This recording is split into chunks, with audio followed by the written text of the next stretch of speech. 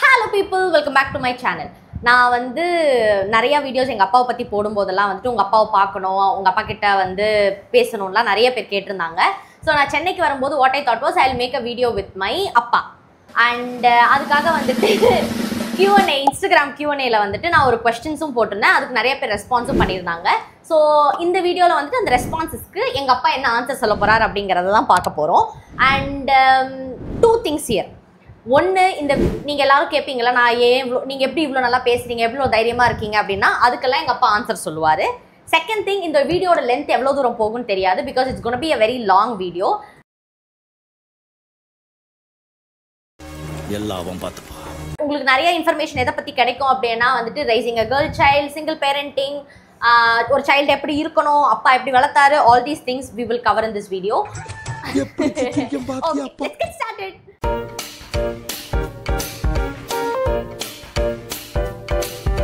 First of all, let's do the introduction. This is my appa, Mr. Rebelson. Namaskar. அப்பா வந்துட்டு cine இண்டஸ்ட்ரியில work பண்றாரு. And he loves cinema, politics, anything related to humanity, world peace. So அது பத்தியும் பேசுவார் அவரு. And அதெல்லாம் edit பண்ணிடுவா, plan பண்ணி edit பண்ணிடுவா. Do you think you can stop me? Do you think you can stop me? No one can stop me. Humanity எல்லாம் பேசினா, political எல்லாம் பேசினா இவ பிளான் பண்ணி எடிட் பண்ணிடுவா. விட்டுறாதீங்க, திருப்பி கேளுங்க, போட சொல்றேன். ஆள் யார் மட்டும் சொல்லு, அவன நசுக்கி தூக்கி எறிஞ்சிடுறேன். சோ அப்பா உங்களுக்கு ஏதாவது சொல்லணுமா இன்ட்ரோடக்ஷன்? ரொம்ப சிம்பிளா ஒரு விஷயம் சொல்றேன், உனக்கு தான் டைம்ஸ். நான் நிறைய பேசுவேன், பிகாஸ் நீங்க சொல்லக்கூடிய, நீங்க பார்க்கக்கூடிய உன்னோட அந்த ஃப்ரெண்ட் சர்க்கிள் ஜெனரேஷன் இருக்குல்ல, அது நிச்சயமா வந்து ஒரு 40க்குள்ள தான் இருக்கும்னு நினைக்கிறேன், ஒரு 30க்குள்ள தான் இருக்கும். 25, 18 to 30, 40. 18 to 35, 18 to 35க்கு இப்போ சிம்பிளா ஒரு கேள்வி கேட்டா, நீங்க உப்பு போட்டு சாப்பிட்றீங்களான்னு கேட்டா நீங்க எல்லாம் என்ன சொல்லுவீங்க? உப்பு போட்டு சாப்பிட்றேன்னு சொல்லுவேன். ஆனா உப்போட ஹிஸ்டரி யாருக்கா தெரியுமா? இப்படிதான் டூட் பேசுவாரு. பிகாஸ் இந்த ஜெனரேஷன் பீப்புளுக்கு உப்பு தெரியுது, சால்ட்ன்ற ஒரு விஷயம் தெரியுதே தவிர அந்த சால்ட்டோட ஹிஸ்டரி தெரியல. இந்தியா வந்து கிட்டத்தட்ட ஒரு 75 வருஷத்துக்கு முன்னாடி சுதந்திரம் வாங்குறதுக்கு முன்னாடி இந்த சால்ட்டுக்காக இந்த உலகம் எவ்வளவு, இந்த இந்தியா எவ்வளவு கஷ்டப்பட்டுச்சு, அதுக்கான எவ்வளவு டாக்ஸ் இருந்தது, அதுக்காக தண்டி யாத்திரை போனாரு காந்திஜி. நான் எந்த பார்ட்டியா பேசல, பொதுவா அந்த உப்பை பத்தி எதுவுமே தெரியாது. உப்பு இல்ல, உப்பு இல்ல, உப்பு அதிகமா இருந்தா உப்பு அதிகமா இருந்தது. ஆனா அந்த உப்பு எங்க இருந்து வந்தது, எப்படி வந்தது, அதோட மேனுஃபேக்சரிங் என்ன, அதோட ஹிஸ்டரி என்னங்கிறது இந்த பசங்களுக்கு தெரியவே தெரியாது. ஆனா சாதாரணமா இந்த பசங்களுக்கு தெரிஞ்சது உப்பு மட்டும், சால்ட், அவ்வளவுதான். இதை நம்ம கொஞ்சம் பேசணும்னா, இதை தெரிஞ்சுக்கோங்க மக்களேன்னு சொன்னா உடனே இவங்க என்னது, என்ன பஃபூனா, என்னது Boomer uncle. Yes. Come on uncle. Boomer uncle. Boomer அப்படின்னு ஏதோ ஒன்று இன்னும் நிறைய எல்லாம் பேர் வச்சிருக்காங்க. இந்த மாதிரி ஒரு பேரை சொல்லிடுறாங்க. நான் என்ன சொல்ல வரேன்னா, எல்லாருக்குமே ஹியூமன் பீயிங் இந்த இடத்த டிராவல் பண்ணி போற வரைக்குமே நீங்க எதெல்லாம் கன்சியூம் பண்றீங்களோ அதை பத்தியான ஒரு அடிப்படை அறிவு, பேசிக் நாலேஜ் வேணுங்கிறது எங்களை மாதிரி பீப்புளுடைய ஆசை. அது தெரிஞ்சுக்கிட்டாதான் நீங்க வந்து அடுத்தடுத்த ஸ்டெப்பு போக முடியும். எனக்கு ஒண்ணுமே தெரியாது, இப்போ ஏதோ வந்து அப்படியே இந்த ஊபர்லையும் ஸ்விக்கிலையும் ஆர்டர் பண்ணா வந்துடுது, நான் வேலைக்கு போனால் எனக்கு சம்பளம் கொடுத்துட்றாங்க, அதுக்கு மேலே எனக்கு என்ன லைஃப்பில் ஒன்றுமே கிடையாது அப்படின்னு நீங்கள் நினைக்கிறீங்க. பட் அது கிடையாது. அதை பற்றி பேசுனா இவங்க என்ன சொல்லுவாங்க, நீ வளவலன்னு பேசுகிற, நீ ஓவராக பேசுகிற. அப்படி ஒரு கேள்வி கேட்டால் அந்த கேள்விக்கு மட்டும் அப்படியே ஷார்ட் அண்ட் ஸ்வீட்டாக பதில் சொல்லுங்க. நீ ஸ்வீட்டாக சொல்கிறே இல்லையே, ஷார்ட்டாக சொல்லுங்கிறதுல ரொம்ப குறியாக இருக்காங்க. அப்படிலாம் என்னால் பேச முடியாது, அது ஃபர்ஸ்ட் டைம்ஸ். இதெல்லாம் நான் வச்சிருப்பேனே தெரியல. Okay, let's get started. Okay, first இதுல வந்து 92 ரெஸ்பான்ஸ் இருக்கு. ரெபல்சன் ஹலோ அப்பா அப்படின்னு ஒருத்தங்க கேட்டிருக்காங்க. ஹாய் வணக்கம். ஹலோ அப்பான்னு சொன்னவங்களுக்கு ஒரு வணக்கம். ஓகே, நன்றி. ஹாய் சொன்னதுக்கு உங்களுக்கு தான் சொல்கிறேன். ஆமா. So okay, second question. Did you proud of your daughter? She inspired to some girls. நீங்க ப்ரௌடா இருக்கீங்களா என்ன பத்தி? நான் வரைக்கும் எவ்வளோ இருக்கிறேன், எல்லா பொண்ணுக்கு மேலேயும் அப்பாவுக்கு ஒரு ப்ரௌட் இருக்க தான் செய்யும். ஆனா சொல்லதான் மாட்டாங்க, வெளியே சொல்லிக்க மாட்டாங்க. ஏன்னா கொஞ்சம் வால் முளைச்சிருன்னு பயம். அப்படி இருக்கிற மாதிரி கீப் ஆன் பண்ணணும், இன்னும் ஃபைன் டியூன் பண்ணிகிட்டே இருக்கணுங்கிறது அந்த பேரண்ட்ஸோட எப்போவுமே ஒரு ஆசையாக இருக்கும். அதுக்கு காரணம் என்னென்னா, நீங்கள் நல்லா இருக்கணுங்கிறது ஒரு ஆசை தான், வேறு எதுவுமே கிடையாது. நீங்கள் நல்லா இருந்தால் அவங்களுக்கு சந்தோஷம் தானே. இன்கேஸ் நீங்கள் ஏதாவது வில்லங்கத்தில் மாட்டிக்கிட்டீங்கன்னா, உங்களுடைய பேரண்ட் வந்து ஏஜ்டாக இருந்துட்டாங்கன்னா ரொம்ப கஷ்டம் உங்களை சேவ் பண்ணுறது. ஏன்னா அவங்கள சேவ் பண்ணிக்கிறதுக்கே அந்த வயசில் ஒரு பெரிய பிரச்சனை, இதில் உங்களையும் சேவ் பண்ணணும். அதனால் நீங்கள் வளரக்கூடிய குழந்தைங்க 20-22 வயசு ஆகிடுச்சினாலே கொஞ்சம் கேர்ஃபுல்லாக இருங்க. சொசைட்டி ரொம்ப டேஞ்சராக இருக்குது, உங்கள் சரௌண்டிங்கை வாட்ச் பண்ணுங்கள். பேரண்ட்ஸுக்கு நீங்கள் எதுவும் நல்ல பேரை சம்பாரிச்சு கொடுக்க வேண்டாம், பணம் சம்பாரிச்சு கொடுக்க வேண்டாம், அட்லீஸ்ட் அவங்களுக்கு ஒரு மன நிம்மதியை கொடுக்கணுங்கிறது தான் எல்லா பேரண்ட்ஸினுடைய ஒரு ஹம்பிள் ரெக்வஸ்ட்டாக இருக்கும். Me two also. ப்ரௌடா இருக்கீங்க, அதுதான் சொல்ல வரீங்க. ஆமா, 100%. என் பொண்ணு அந்த மாதிரி எனக்கு குடைச்செல்லாம் கொடுத்தது இல்லை. ठीक है, next question. Why long hair? எனக்கு சின்ன வயசில் முடி வளர்க்கணும்னு ரொம்ப ஆசை இருந்தது. அப்போல்லாம் ஸ்கூலில் கிராமத்தில் என்ன பண்ணுவாங்க, அந்த சதுர வெட்டன்னு ஒன்று சொல்லுவாங்க. இங்கேருந்து அப்படியே வெட்டி அப்படியே இவ்வளோடு தான் வச்சுருப்பாங்க. அது 6 மாதத்துக்கு ஒருக்க தான் வெட்டி விடுவாங்க. அது கொஞ்சம் வரும்போது நமக்கு நல்லா இருக்குது அப்படி இப்படி அப்படின்னு அந்த சினிமா திறனெல்லாம் பண்ணுவோம். ஆனால் உடனே கொண்டு போய் வெட்டி விட்டுருவாங்க. ஸோ அதனால் அந்த முடி மேலே ஒரு ஆசை இருந்துச்சு. அதுக்கப்புறம் பெரிய ஆசை இல்லை, பட் இருந்தாலும் கொஞ்சம் நமக்கு நம்மளா ஏர்ன் பண்ணுற ரேஞ்சுக்கு வரும்போது நிறைய டைம் விட்டுருக்கேன், நிறைய டைம் கட் பண்ணியிருக்கேன். இந்த டைம் விட்டதுக்கு பர்பஸ் ஒன்றும் கிடையாது. இந்த லாக்டவுன் டைமில் அப்படியே விட்டு கடைகள் இல்லை, ஒரு 3 மாதம் 4 மாதம், அது 6 மாதம் 1 வருஷம் ஆச்சு. 1 வருஷத்துக்கு அப்புறம் பார்த்தா கொஞ்சம் நல்லா இருந்தது, ஓகே அப்படின்னு விட்டாச்சு. பிரச்சனை என்னன்னா, நானும் எங்கள் அப்பாவும் ஹேர் பேண்டு ரப்பர் பேண்டெல்லாம் வந்து ஷேர் பண்ணுவோம். என் தம்பிக்கு என்ன பிரச்சனை அப்படின்னா, வீட்டில் முடி இருந்ததுன்னா யாரோட முடின்னு கண்டுபிடிக்க முடியாது. ஏன்னா எனக்கும் லாங் ஹேர், அப்பாவுக்கும் லாங் ஹேர், மோராலஸ் டெக்ஸ்சரும் ஒரே மாதிரி தான் இருக்கும். ஸோ அதனால வந்துட்டு அவர் லாங் ஹேர் விட்டு சுற்றுறதுனால வந்துட்டு அது ஒரு விஷயம் இருக்குது. பட் ஆனால் அவருக்கு 56 இயர்ஸ் ஆனதுக்கப்புறம் கூட அந்த ஹேர்லாம் வந்து நல்லா தான் இருக்கும், நல்லா சாஃப்டாக இருக்கும். ஆனால் அவர் ஒழுங்காக மெயின்டைன் பண்ணலை இப்போதைக்கு. நான் சொன்னேன் அந்த கண்டிஷன் காலையில் தண்ணி எடுத்து ஊற்றினமா வந்தமா, சாயந்தரம் தண்ணி ஊற்றினமா முடிஞ்சு. அது ஃப்ரீ மெயின்டைன்லாம் ஒன்றும் பண்ணுறது கிடையாது. ஆமாம். ஓகே, நெக்ஸ்ட் ஒன்று, people like my voice so much. அம்மா அது ஆப்வியஸ்லி எல்லாருக்குமே. நானும் சின்ன குழந்தையிலேருந்தே சொல்லிட்டு இருப்பேன், K K K K K கேன்னு கத்திட்டே இருப்பா வீட்டில். சிரிச்சா எப்படி தெரியுமா சிரிப்பா, வீடே அதிர்ற மாதிரி சிரிச்சிட்டு இருப்பா. நான் என்ன பண்றது, ஏன் சிரிப்பு அப்படி இருக்கு? நேச்சர், அது ஒன்றும் பண்ண முடியாது. அடுத்து, your dad is strict or not? சின்ன குழந்தையில கூட ஸ்ட்ரிக்டை வந்து கொஞ்சம் அன்பாக தான் சொல்லி கொடுத்துருக்கேன். பிகாஸ் என்னென்னா அந்த ஒரே ரீசன் தான், அவள் சொல்லிட்டு இருக்கக்கூடிய அந்த சிங்கிள் பேரண்ட்டுங்கிறது தான். அந்த சிங்கிள் பேரண்ட்டோட பிரச்சனை என்ன ஆகிடுன்னு கேட்டிங்கன்னா, ஒன்று அம்மா அடித்தா அப்பாட்ட ஓடிடலாம், அப்பா அடித்தா அம்மாட்ட ஓடிடலாம், இல்லை தாத்தா பாட்டிகிட்ட ஓடிடலாம். இங்கே அவளோட பேக்ரவுண்டு அவளுடைய ப்ராட்டப்பில் பார்த்தீங்கன்னா தாத்தா பாட்டியும் இல்லை, ஃபார்ச்சுனேட்லி அம்மாவும் இல்லைன்னு ஆயிடுச்சு. ஸோ அதனால் அப்பா தாங்கிறதுனால இன்கேஸ் நான் கண்டிக்கலாம், ஏதாவது கோவத்தை வெளிப்படுத்தலாம் அவங்க பண்ண விஷயத்துக்காக அப்படின்னு சொன்னால் கூட வெளிப்படுத்த முடியாத ஒரு சூழ்நிலை வந்துடும். என்ன காரணம்னா, யாராவது ஒருத்தர்கிட்ட போய் அணைச்சிக்கணும் இல்லையா, அந்த கோவம் அவங்களுடைய ஆறுதலை தேடணும் இல்லையா, அந்த மாதிரி வீட்டில் யாரும் இல்லை. அது ஒரு பெரிய காரணமாக இருக்கலாம் இவங்க செல்லமாகவே வளர்ந்ததுக்கு. நம்ம ஏதாவது மூஞ்ச காட்டிட்டோம்னா உடனே மூஞ்ச தூக்கி வச்சுக்குவாங்க. பட் அது யார் ஆறுதல் சொல்கிறது, அப்புறம் திருப்பி நம்மளே தான் ஆறுதல் சொல்கிறோம். அப்போ நம்ம மூஞ்ச காமிச்சிட்டு அதுக்கப்புறம் ஆறுதல் சொல்லலாங்கிறத விட மூஞ்சே காமிக்காமல் இருந்து எல்லாமே கொஞ்சம் அன்பாகவே கட்டிச்சிடலாமேன்னு சொல்லிட்டு. ஸோ பெருசாக இல்லை, ஆனால் எனக்கும் குழந்தைங்களை பொறுத்த வரைக்கும் பெருசாக கோவம் வராது, இது வரைக்கும் வரல, இனியும் வர்ற அளவுக்கு அவங்க பண்ணிக்க மாட்டாங்க. And to add one more thing, எனக்கு ஆல்ரெடி என்னை பற்றி தெரிஞ்சவங்களுக்கு தெரியும் ஏன் சிங்கிள் பேரண்ட்னு. தெரியாதவங்க ஒரு வேளை பார்த்தா சொல்கிறேன், மை பேரண்ட்ஸ் ஆர் டிவோர்ஸ்ட். சின்ன வயசில் how many years back? 17-18 years back முன்னாடியே they were divorced. ஸோ அதுக்கப்புறம் எனக்கு ஒரு தம்பி இருக்கா, நாங்கள் 2 பேரும் எங்கள் அப்பா கிட்ட தான் இருக்கோம். So this is for people who don't know why single parent. ஓகேவா? இன்ஸ்டாகிராமில் என்னை பற்றி தெரிஞ்சிருக்கும்னு நினச்சிட்டு இருப்பேன். சில பேர் அடிக்கடி கேட்பாங்க, உங்கள் அம்மா பற்றி ஏன் பேச மாட்டேன்றீங்க. நான் இன்ஃபேக்ட் அது சொல்லிட்டதுக்கு அப்புறமும் even I don't want to iterate it again, but இது லாங் ஃபார்ம் இல்லை, அது போறச்ச மேபி யாருக்கா டவுட் வரும், கீழே கமெண்ட்ல கேட்பாங்க. வை டிட் யூ நேம் அக்கா ஆஸ் ஐஸ்வர்யா? ஏன் என் பேர் ஐஸ்வர்யான்னு வச்சிங்க? ஒரு நாய்க்குட்டி வாங்கினா கூட அதுக்கு ஒரு பேர் வைக்கிற கல்ச்சர் தானே இது. ஒரு பைக் வாங்கினா, ஒரு கார் வாங்கினா, அவங்களுக்கு பிடிச்சது வாங்கினாலும் ஒரு பேர் வைக்கிறாங்க. ஆனால் அது ஒரு ஹியூமனா அப்படின்னு கேட்டால், ஹியூமன் பீயிங்கான்னு கேட்டால் இல்லை. இது வந்து ஹியூமன். நாய்க்குட்டிக்கு பேர் வைக்கிறத விட குழந்தைக்கு பேர் வைக்கிறதுங்கிறது எல்லாருமே வந்துட்டு அந்த காலத்துலேருந்து கூட கல்யாணம் ஆகிடுச்சுனாலே நமக்கு எத்தனை குழந்தை பெற்றுக்கணும், அவங்களுக்கு என்ன பேர் வைக்கணுங்கிறதெல்லாம் எல்லா கணவன் மனைவிக்குமே ஒரு ஆசை இருந்திருக்கும். ஸோ அந்த மாதிரி எனக்கு ஒரு இது இருந்தது. எனக்கு கல்யாணம் ஆகிறதுக்கு முன்னாடி அது எப்படின்னு எனக்கும் தெரியல. இவ்வளோ அடிக்கடி இது வரைக்கும் கேட்டு சலிச்சு போயிட்டாங்க. அது எப்படி எங்களுக்கு பேர் வச்சிங்க அப்படின்னு. இல்லை, எனக்கு கல்யாணம் நடந்துச்சுன்னா ஒரு பெண் குழந்தை பிறக்கும், அடுத்து ஒரு ஆண் குழந்தை பிறக்கும். அது என்னவோ தெரியல, அது அதில் வைக்கணும். அதுக்கு என்ன சிம்பிளாக கூட ரீசன் சொல்லலாம். அந்த ஸ்கூலில் அட்டென்ஸ் கொடுத்தது உடனே விளையாட போயிடலாம்ல. ஏல வந்ததுன்னா எது வந்தாலும் அல்பாபெட்ஸில் முதல்ல வரும். அவர் அதை பற்றி யோசிச்சிருக்காரு, எதுனாலும் முன்னத்துக்கு நம்மளை தான் கூப்பிடுவாங்கன்றத பற்றி அவர் யோசிக்கல. அது எனக்கு தெரியல. நான் அதனால பட்டுன்னு முடிஞ்சிருன்னு சொல்லிட்டு ஐஸ்வர்யா அருள் அப்படின்னு வச்சிருந்தாயான்னு சொல்லிட்டு. இல்ல இவர் ஒரு பாதி கதையை முழுங்கிட்டாரு. நான் இதுக்கு உண்மையான பொய்யான்னு எனக்கு தெரியாது. ஆனால் எனக்கு சின்ன வயசு என்ன கதை சொல்லுவாருன்னா, நாங்கள் பிறக்கிறதுக்கு முன்னாடி இவருக்கு கல்யாணம் ஆன டைம்ல வந்து அவர் வந்து கிருஷ்ணர் கும்பிடுவாரு அந்த டைம்ல. ஸோ அவர் வந்து சொல்வாரு, கிருஷ்ணர் வந்து கனவுல வந்து சொன்னாரு. அதெல்லாம் அந்த குழந்தை காலத்துல சொன்ன கற்பனை கதை. அதெல்லாம் அது சத்தியமா உண்மையே கிடையாது. அப்ப திருப்பி கேட்கும்போது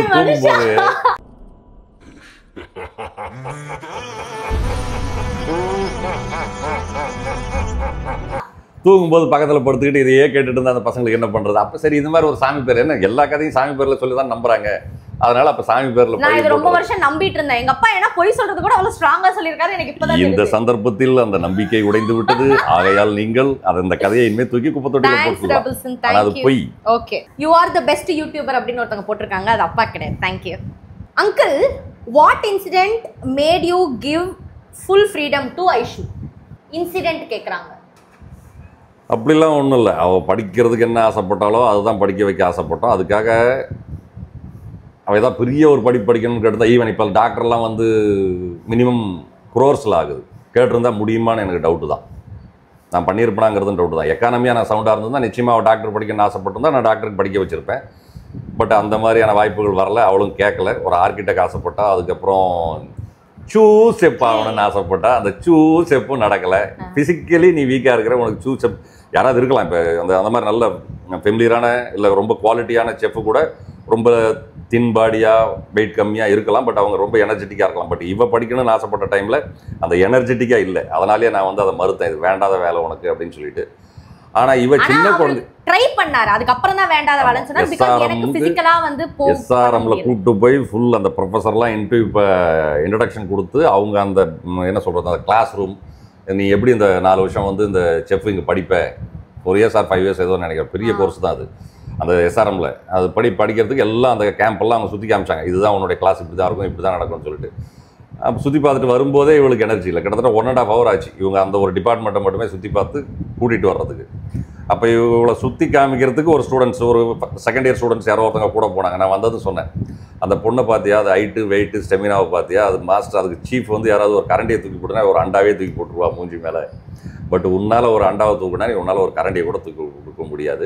ரொம்ப ஒல்லியா இருப்பேன். அது அந்த எனர்ஜி கிடையாது பேசிக்கா. பட் அப்படி இருக்கும்போது நீ எப்படி இந்த இதுன்னா அதுக்கு மூஞ்ச தூக்கி வச்சுக்கிட்டு அது ஒரு வாரம் இருந்துச்சு. பட் அப்புறம் ஒரு வாரம்லாம் இல்ல, ஒரு நாள் தான். எனக்கு நல்லா ஞாபகம் இருக்கு. நம்ம கார்ல வரும்போது நான் அழுதேன், அவ்வளவுதான். லிஸ்ட் பெருசா போய்கிட்டு இருக்கு. அண்ட் இன்னொரு விஷயம் என்னன்னா, அதை பத்தி நான் சொல்லும்போது நான் ஒரு வாரம் அழுதுருப்பேன். அதுக்காக என்னன்னா ஏன்னா அது 2 கட்டானா இருக்குது. ஆர்கிடெக்ட் படிக்கணும்னு ஆசைப்பட்டா அது காலேஜில் அண்ணா யூனிவர்சிட்டியில் ரொம்ப போராடி சீட் வாங்கி கொடுக்க முடியல. அது என்னுடைய மிஸ்டேக் தான். அது ஒன்றும் சொல்ல முடியாது. அதுக்கு நிறைய மணி இன்வால்வ்மெண்ட் இருந்துச்சு, கொஞ்சம் இன்ஃப்ளூயன்ஸும் தேவைப்பட்டுச்சு. அதுக்கு அந்த இது என்னென்னோ அந்த எக்ஸ்ட்ராமெல்லாம் சொன்னாங்க. அது ரைட்டான நீட் நாட்டா அந்த மாதிரி ஏதோ சொன்னாங்க. பட் அது நல்ல இடத்துல சேர்க்க முடியல. பட் அவளுக்கு எப்படி அந்த இன்ட்ரெஸ்ட் வந்ததுன்னு எனக்கு தெரியல. ஒரு இடத்துல போனால் பட் அங்கே அந்த கோச்சிங்கே சரி கிடையாது. ஈவன் எனக்கே தெரியும் அந்த கிளாஸ் வந்து ஏதோ திடீர்னு ஒரு ஆர்கனைஸ் பண்ண ஒரு டியூஷன் சென்டர். பட் அங்கே சரியில்லை பே பண்ணியும். பட் அது ஏதோ அது முடிஞ்சு போச்சு. அதுக்கப்புறம் தான் இந்த இதுக்கு போச்சு. சம்மந்தம் இல்லாமல் ஏதாவது ஒன்று படிக்கணுமேன்னு டிஜி வைஷ்ணவா காலேஜில் பிபிஏ போய் சேர்ந்தேன். அண்ட் another thing was, இந்த வீடியோ இதை பற்றி நான் சொல்லும் போது முன்னாடி நீங்கள் முயற்சி பண்ணியிருக்கலாம் அப்படின்லாம் சொன்னாங்க. கண்டிப்பாக பண்ணியிருக்கலாம். நிறைய பேர் அட்டம்ப்ட்லாம் எடுத்து பண்ணுறாங்க. பட் நான் சொன்ன மாதிரி எனக்கு ஆல்ரெடி ஒரு 3 அகாடமிக் இயர் மிஸ் ஆயிடுச்சு. அதுக்கப்புறம் நான் முயற்சி பண்ணணும் ஒரு விஷயத்துலன்ற இருக்கிற ஆர்வம் போயிடுச்சு. ஏதாவது ஒன்று பண்ணணும் அப்படின்னு தான் இருந்தது. அண்ட் அப்பா வாஸ் ஆல்சோ சப்போர்ட். உனக்கு என்ன தோணுதோ பண்ணு அப்படின்னு சொல்லிட்டாரு. அண்ட் ஒன் மோர் திங், இதை பற்றி பேசும்போது நிறைய பேர் சொன்னாங்க, உங்க அப்பாவுக்கு நீங்க அப்பா ரொம்ப பணக்காரர் போல, அதனால இஷ்டத்துக்கு எல்லாத்துக்கும் இவ்வளோ சாய்ஸ் கொடுத்து படிக்க வச்சாரு அப்படின்னு. அப்படிலாம் கிடையாதுங்க. மிடில் கிளாஸ் கூட கிடையாது. மிடில் கிளாஸ்க்கும் low class.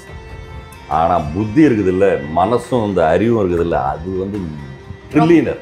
we are very billionaire that way. Trillionaire ஃபேமிலின்னு ஒரு நினைப்பு. ஆனால் மனசு அப்படி தான் வச்சுக்கணும் ஆல்வேஸ். நம்ம எப்பவுமே வந்து ஏழை, middle class, middle lower class, middle upper class, அதுனா இவ்வளோ class. we are good human being. mentally we are rich.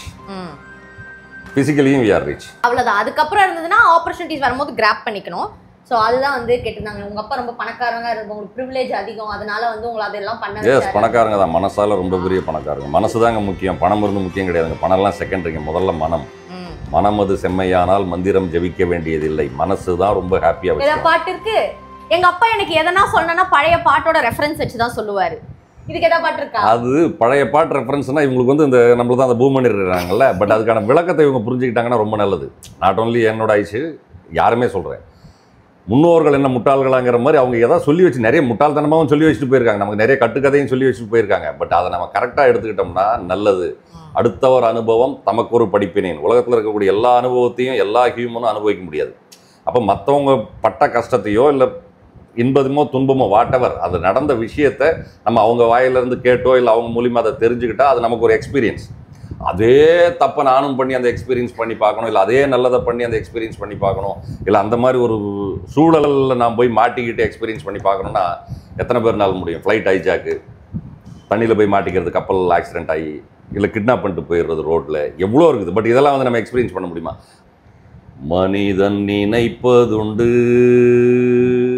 வாழ்வு நிலைக்கும் என்று, கடவுள் நினைப்பதுண்டு பாவம் மனிதன் என்று. ஸோ இந்த மாதிரி தான் எங்கள் அப்பா பாட்டு பாடி எனக்கு எல்லாம் சொல்லி கொடுப்பாரு. ஸோ அதுவும் ஒரு ஸ்ட்ராட்டஜி. அடுத்தது போலாமா? Hi sir, how do you ensure her safety when she is staying alone? Any useful precautions or tips? அப்படிலாம் எதுவுமே கிடையாதுங்க. இந்த கலாச்சாரம் கிட்டத்தட்ட ஒரு 40 வருஷமாக கண்ணா பின்னான்னு மாறிடுச்சு. 40 வருஷத்துக்கு முன்னாடி வரைக்கும் இது வேறு. அப்போல்லாம் வந்து எஸ்பெஷலி பெண் பிள்ளைகளை வீட்டிலேருந்து வெளியே அனுப்ப மாட்டாங்க. காலேஜ் கூட பக்கத்து ஊராக இருக்கணும், வேலை செய்கிறது பக்கத்து ஊராக இருக்கணும். அந்த அதர் ஸ்டேட்டு அதர் டிஸ்ட்ரிக்ட்னாலே ஒத்துக்க மாட்டாங்க. இப்போ அதர் ஸ்டேட்லாம் சாதாரண அதர் கண்ட்ரி ஆயிடுச்சு. இதெல்லாம் இந்த 40-50 இயர்ஸில் உருவான விஷயங்கள். ஆனால் அதுக்கு முன்னாடி பெண்களை படிக்க வைக்கிறதே கம்மியாக இருந்தது. அப்படியே படிக்க வச்சாலும் அங்கே தான் இருக்கணும், படிக்க வச்சாலும் உடனே கல்யாணம் பண்ணி கொடுத்துருவாங்க. வேலைக்கு போகிறதுக்காக படிக்க வைக்கல. அப்படி இருக்கும்பொழுது இன்றைக்கி எல்லாமே மாறி போச்சு. இன்றைக்கி நீங்கள் வேணான்னாலும் நான் வேணான்னாலும் இந்த பசங்க கேட்கறதுக்கு தயாரில்லை. மீடியாங்கிறதுல எல்லாம் போயிடுச்சு. இந்த சினிமா அந்த கண்டவை இதெல்லாம் பார்த்துட்டு நான் இப்படி தான் வாழணும், நான் இப்படி தான் வாழணும் அவங்களாம் ஒரு முடிவு பண்ணிக்கிறாங்க. அதில் நீங்கள் எங்கேயாவது பிரேக் போட்டிங்கன்னா அவங்க கட் ஆகிடுவாங்க. அப்போ அந்த பிரேக் போடுறதுக்கு முன்னாடி, இந்த ஹட்டுக்கு முன்னாடி ஆஸ் அ பேரண்ட்ஸாக என்ன கைட் பண்ண முடியும்? உன் வாழ்க்கை உன் கையில் தான் இருக்குது. இன்கேஸ் பேரண்ட்ஸ் கூடயே இருந்தாலும் கூட ஒரு சட்டன் ஸ்டேஜ் வரைக்கும் தான். அதுக்கப்புறம் முடிவெடுக்கக்கூடிய உரிமைகள் அவங்க தான் பார்த்துக்கணும். ஆல் டேஸ் இவங்க 80 வயசு வரைக்கும் வாழறாங்கன்னா இவங்க கூட 80 வயசு வரைக்கும் இந்த பேரண்ட் வாழ முடியுமா? 120 வருஷம் ஆகிடும். அப்படி நடக்கவே நடக்காது, பாசிபிளே கிடையாது. அதனால் லெட் தம் ஃப்ரீ அப்படின்னு விட்டுடணும். அதை விடுறதுங்கிறது கொஞ்சம் சொல்லி விடணும். நீ பண்ணக்கூடிய செயலுக்குடைய ரிட்டர்ன் நீ தான் எடுக்க போகிற. அது நல்லதோ கெட்டதோ தெரியாது. ஆனால் நீ நல்லது பண்ணினா உனக்கு நல்லது, நல்லபடியான சூழ்நிலை வளர்ந்தீங்கன்னா உனக்கு நல்லது, சேஃப்டியாக இருந்தீங்கன்னா உனக்கு நல்லது. அதில் எது வில்லங்கமானாலும் பேரண்ட்ஸையும் அஃபெக்ட் பண்ணும். நீ கொடுக்குறது பேரண்ட்ஸுக்கு ரிட்டன் அதுதான். நீ பேரண்ட்ஸுக்கு காசு பணம் கொடுக்க வேணாம், நிம்மதியை மட்டும் கொடுத்தா போதும். அப்போ நிம்மதியை கொடுக்குன்னா நீ நேர்மையாக இருப்ப. நேர்மையாக இருந்தீங்கன்னா நல்ல சூழலில் இருப்பேன், போல்டாக இருப்பேன். நீ போல்டாக இருக்கணும், கான்ஃபிடென்ட்டாக இருக்கணும்னா நீ நல்ல செயல்கள் செய்தால் மட்டும்தான் உன்னால் கான்ஃபிடென்ட்டாக இருக்க முடியுங்கிறத சொல்லி சொல்லி சொல்லி ஒரு ஸ்டேஜில் வளர்த்தாச்சு. இதுக்கப்புறமா அதை சொல்ல தேவையில்லை, அவங்க எக்ஸ்பீரியன்ஸ் பண்ணிக்குவாங்க. ப்ளஸ் ஆர் மைனஸ் ஒரு தப்பே நடந்து போச்சுன்னு வச்சுக்கினா கூட அதுலேருந்து எப்படி உடனே அவுட்கம் ஆகுறதுங்கிறது அவங்களுக்கா தெரியும். இது ஒவ்வொரு டைம் வந்து ஒரு பேரண்ட்டோ ஒரு கைடோ சொல்லி கொடுக்க முடியாது. அது டிப்ஸ் ஸ்ட்ராட்டஜி அந்த மாதிரிலாம் ஒன்றும் இங்கே சொல்லவே முடியாது. அந்த சூழல் அவங்க தான் புரிஞ்சு நடந்துங்க. இது வந்து நல்ல சரௌண்டிங்கில் இருக்குமா, தப்பான சரௌண்டிங்கில் இருக்குமா, நம்மளை சுற்றி என்ன இருக்குதுன்னு சொல்லிட்டு ரொம்ப சிம்பிளாக இன்றைக்கி ஒரு விஷயம் சொல்கிறேன். என் ஐஷுக்கும் சொல்கிறேன், என் ஜூனியருக்கும் சொல்கிறேன், சொசைட்டிக்கும் சொல்கிறேன். சொசைட்டிக்கு சொல்கிற அளவுக்கு நான் அப்பாட்டக்கர் இல்லை, பட் இருந்தாலும் எனக்கு சொல்கிறதுக்கு உரிமை இருக்குது. இன்றைக்கி எல்லா யூத்தும் நடந்து போகிற டைமில் கூட அந்த ஃபோனை நோண்டிக்கிட்டே போகிறீங்க. நீங்கள் ஃபோனை நோண்டுறதை நான் வேண்டான்னு சொல்கிறேன். நீங்கள் ஏதோ எஜுகேஷன் கூட படிச்சுட்டு இருக்கலாம் அந்த டைமில். உங்களுக்கு பிடிச்ச விஷயம் எல்லாமே கல்வி தான். கல்வியும் படிக்கலாம், இல்லை உங்களுக்கு பொழுதுபோக்கு விஷயத்தையும் பார்க்கலாம். ஆனால் நடக்கும்போது கூட பார்க்குறீங்க, ஒரு மாலுக்கு போனால் பார்க்குறீங்க, ஒரு ஹோட்டலுக்கு போய் உட்காந்து அந்த ஃபுட்டு ஆர்டர் பண்ணி அந்த ஃபுட்டு டேபிளுக்கு வர்றதுக்குள்ளே நீங்கள் அதை பார்த்துட்டே இருக்கிறீங்க. தயவு செய்து 10 minutes once 5 minutes once நீங்கள் அது தேட்டர் மாலில் இருந்தாலும் சரி, ஷாப்பிங் மாலில் இருந்தாலும் சரி, ஹோட்டலில் இருந்தாலும் சரி, ட்ராவலிங்கில் இருந்தாலும் சரி, அந்த ஃபோனில் கொடுக்கக்கூடிய கான்சன்ட்ரேஷனுக்கு ஒரு 5 minutes once ஆகுது உங்கள் சரௌண்டிங்கை கொடுங்க. உங்களுடைய 360 உங்கள் சரௌண்டிங்கை கொஞ்சம் ஃபுல்லாக பாருங்கள். இந்த சரௌண்டிங்கை பார்த்தீங்கன்னா தான் உங்களை சுற்றி யாராவது உங்களை வாட்ச் பண்ணுறாங்களாங்கிறது தெரியும். நாட் மேல் நாட் ஃபீமேல், போத் எல்லாருக்குமே சொல்கிறேன். அது இளைஞர்களுக்கு மட்டும் இல்லை, எங்களை மாதிரி பெருசு இந்த பூமர்களுக்குமே சேர்த்தே சொல்லிக்கிறேன். ஏன்னா சொசைட்டி ரொம்ப மோசமாக இருக்குது. பல இன்சிடென்ட்டுகள் வந்து இன்றைக்கி தப்பு டிப்புன்னு நடந்துருது. அப்புறம் நடந்து முடிஞ்சதுக்கப்புறம் அது வருஷக்கணக்கில் அது ஆகும், அதில் வந்து ரெக்கவரி ஆகி வெளியே வர்றதுக்கு. ஆனால் இது வந்து உங்களுக்கு வந்து தப்பு பண்ணுறவங்களுக்கு ரொம்ப ஈஸியான வாய்ப்பை கொடுத்துட்றீங்க இந்த மொபைலில் உங்களுடைய ஃபுல் கான்சன்ட்ரேஷன் இருக்கிறதுனால. அதே மாதிரி 2 வீலர்லையோ 4 வீலர்லையோ போகும்போது ஹெட்ஃபோனை போட்டுக்கிறீங்க.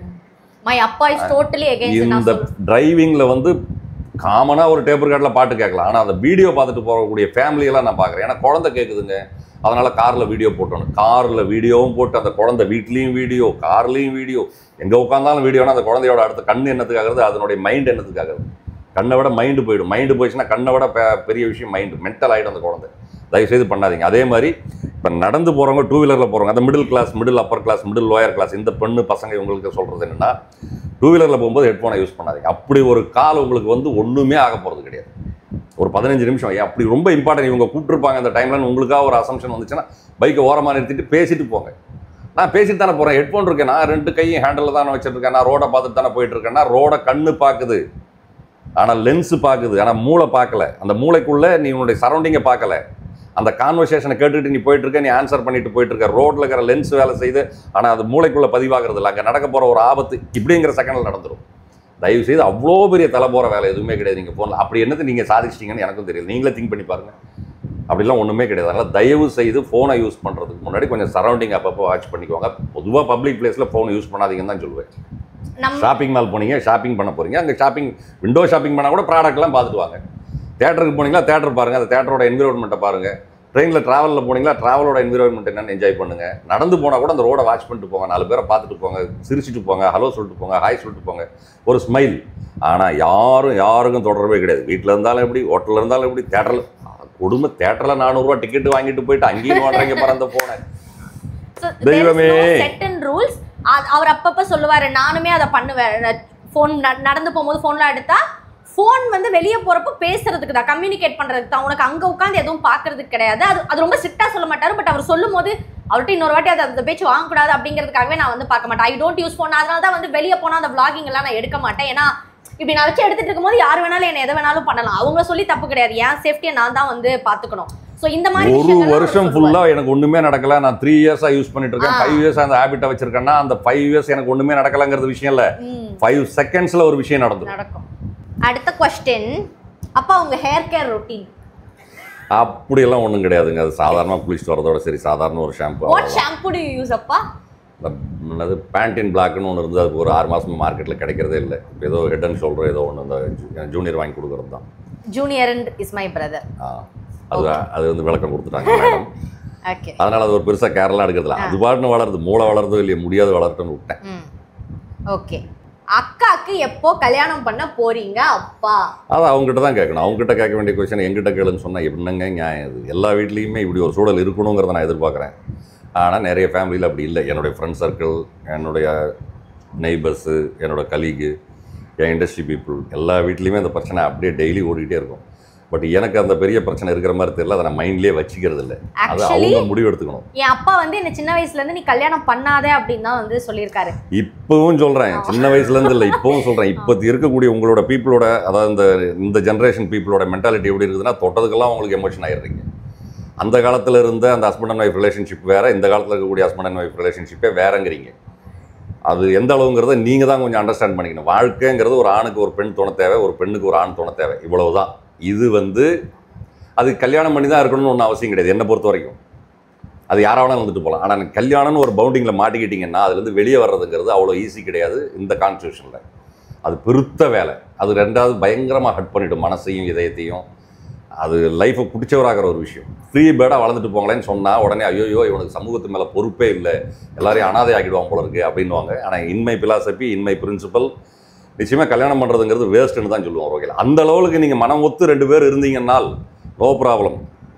கரம் கூப்பி சிறந்தாழ்த்தி உங்கள் மணமக்களை நான் வாழ்த்துறேன், வணங்குறேன். ஆனால் நீங்கள் அந்த மாதிரி இல்லைங்கிறது தான் என்ன மாதிரி ஆட்களுக்கு, இந்த பூமருங்களுக்கு வருத்தமாக இருக்குது.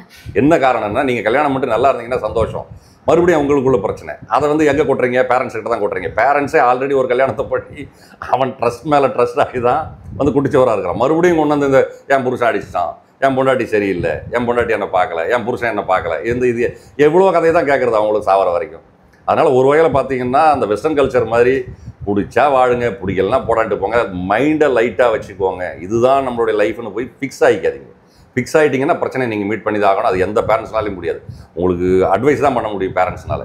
அட்வைஸ் 5 பைசாக்கு வேலைக்கு உதவுதுன்னு உங்களுக்கு அட்வைஸுங்கிறத கேட்குறதே உங்களுக்கு வந்து காதுலேருந்து ரத்தம் வரல, அதுக்கு மேலே உடம்புல எதாக இருந்தால் கூட வெளியே வருதுங்கிற அளவுக்கு நீங்கள் ஃபீல் பண்ணுறீங்க. ஆனால் நீங்கள் ஹட் ஆகிறத பார்த்து நீங்கள் உங்கள் விஷயத்தை வந்து பேரண்ட்ஸ் கிட்ட ஷேர் கூட பண்ணலன்னு வச்சுக்கோங்களேன், உங்களுடைய நடவடிக்கை உங்களுடைய ஃபேஸ்லேயே தெரிஞ்சிடும் பேரண்ட்ஸுங்களுக்கு. ஏன்னா அவங்க உங்கள் பேரண்ட்ஸ், உங்களுக்கு முன்னாடி ஒரு 30 வருஷம் அவங்க வாழ்ந்துருக்காங்க. அப்போ அந்த கஷ்டத்தை வாயை திறந்து சொல்ல மாட்டேங்கிறா, சொன்னாலாவது ஏதாவது பண்ணலாமே, அவனும் வாயை திறந்து சொல்ல மாட்டேங்கிறான், இவளும் வாயை திறந்து சொல்ல மாட்டேங்கிறான் அப்படின்னு உட்காந்து புலம்புறதுங்கிறது நாங்கள் மனசுக்குள்ள ஆசை, பேரண்ட்டு மனசுக்குள்ளே புலம்புறதுங்கிறது உங்கள் பசங்களுக்கு தெரிய போகிறதில்ல. ஆனால் நீங்கள் நாங்களே தீர்த்துக்குவோம் சொன்னால் தான் தெரியுமேனு சொன்னாலும் சில விஷயத்தில் அது வந்து நம்ம புரிய வைக்கவும் முடியாது. அவங்களுக்கு புரிய வைக்கிற மாதிரி அட்வைஸ் பண்ணாலும் அந்த அட்வைஸில் ஒரு நோட்ஸ் கொடுத்தாலோ ஒரு இன்ஃபர்மேஷன் கொடுத்தாலோ இப்படி இருந்துக்குமா அது எதுக்கு அப்படி இருந்துக்குமான்னு ஒன்றில் போய் ஏன் மாட்டுவானே, அதுக்கப்புறம் அந்த வலையிலேருந்து வெளியே வரதுக்கு கஷ்டப்படுவானே. அதனால் மாட்டாமலே இருந்துருங்களேங்கிறது தான் என்னுடைய விஷயம். இது அப்பாவோட ஒரு ஒப்பீனியன். ஆடிங் டு தட், கல்யாணம் பண்ணி நல்லா வாழ்ந்தவங்களும் இருக்காங்க, வாழாதவங்களும் இருக்காங்க. நான் இல்லைன்னு சொல்லி நீங்கள் வாழ்ந்தீங்கன்னா ரொம்ப சந்தோஷம். உங்களால் கிடைக்கிறது பேரண்ட்ஸுங்களுக்கு அந்த சந்தோஷம். நீங்கள் நல்லா இருக்கீங்கன்னா எல்லா பேரண்ட்ஸுக்கும் சந்தோஷம் தான். ஆனால் உங்களுக்குள்ள பிரச்சனை இருக்குதுன்னா பேரண்ட்ஸுங்களுக்கு கஷ்டம். அவன் தான் ஒரு 50 வயசு வரைக்கும் உங்களெல்லாம் வளர்த்து கொண்டு வந்து ஒரு செட்டில்மெண்ட் பண்ணுற வரைக்குமே பெரிய பிரச்சனையில் தான் இருந்தான். ஏன்னா இந்த சொசைட்டி எக்கானமி அப்படி தான் இருக்குது இன்றைக்கி. ஆனால் அதையும் தாண்டி மறுபடியும் 50 வயசுக்கு அப்புறம் அவன் இன்னும் பிரச்சனைகள் தாங்கணும். உங்களால் ஒரு குழந்தை 2 குழந்தை இருந்தால் பரவாயில்ல, 4-5 குழந்தை இருக்கிறவங்களாம் என்ன ஒரு குழந்தைக்கே ஒரு லைஃப் நல்லா செட் ஆகலைன்னா அதுவே சாகிற வரைக்கும் அவங்களுக்கு வந்து ஒரு ஹூண்டிங்காக இருக்குது. ஐயோ என் பொண்ணு வாழ்க்கை இப்படி போச்சு, ஐயோ என் பையன் வாழ்க்கை இப்படி போச்சு. அது பொண்ணாக இருந்தாலும் பையனாக இருந்தாலும் வாழ்க்கை தான். பேரண்ட்ஸுக்கு வந்து அவங்க குழந்தை தான். அவங்க எத்தனை வயசானாலும் குழந்தை தான் பேரண்ட்ஸை பொறுத்த வரைக்கும். எல்லா பேரண்ட்ஸுக்குமே சொல்கிறேன், அவங்க எக்கானமியில் ரொம்ப டவுனில் இருக்கலாம், இல்லை எக்கானமியில் ரொம்ப டாப்பில் இருக்கலாம். பட் மன வாழ்க்கை தன்னுடைய சந்ததிகளுக்கு நல்லா இல்லைன்னு சொன்னால் எல்லா பேரண்ட்ஸுக்கும் ஹட் ஆகும். அந்த ஹட்டை கொடுத்துடாதீங்க. நீங்கள் நல்லபடியாக கல்யாணம் பண்ணி நல்லபடியாக சந்தோஷமாக இருந்தீங்கன்னா எங்கே இருந்தாலும் உலகத்தில் எந்த மூலையில் நீங்கள் வாழ்ந்தாலுமே அவங்க ஹாப்பியாக இருக்காங்க அப்படிங்கிற செய்தி மட்டுமே கூட போதும்.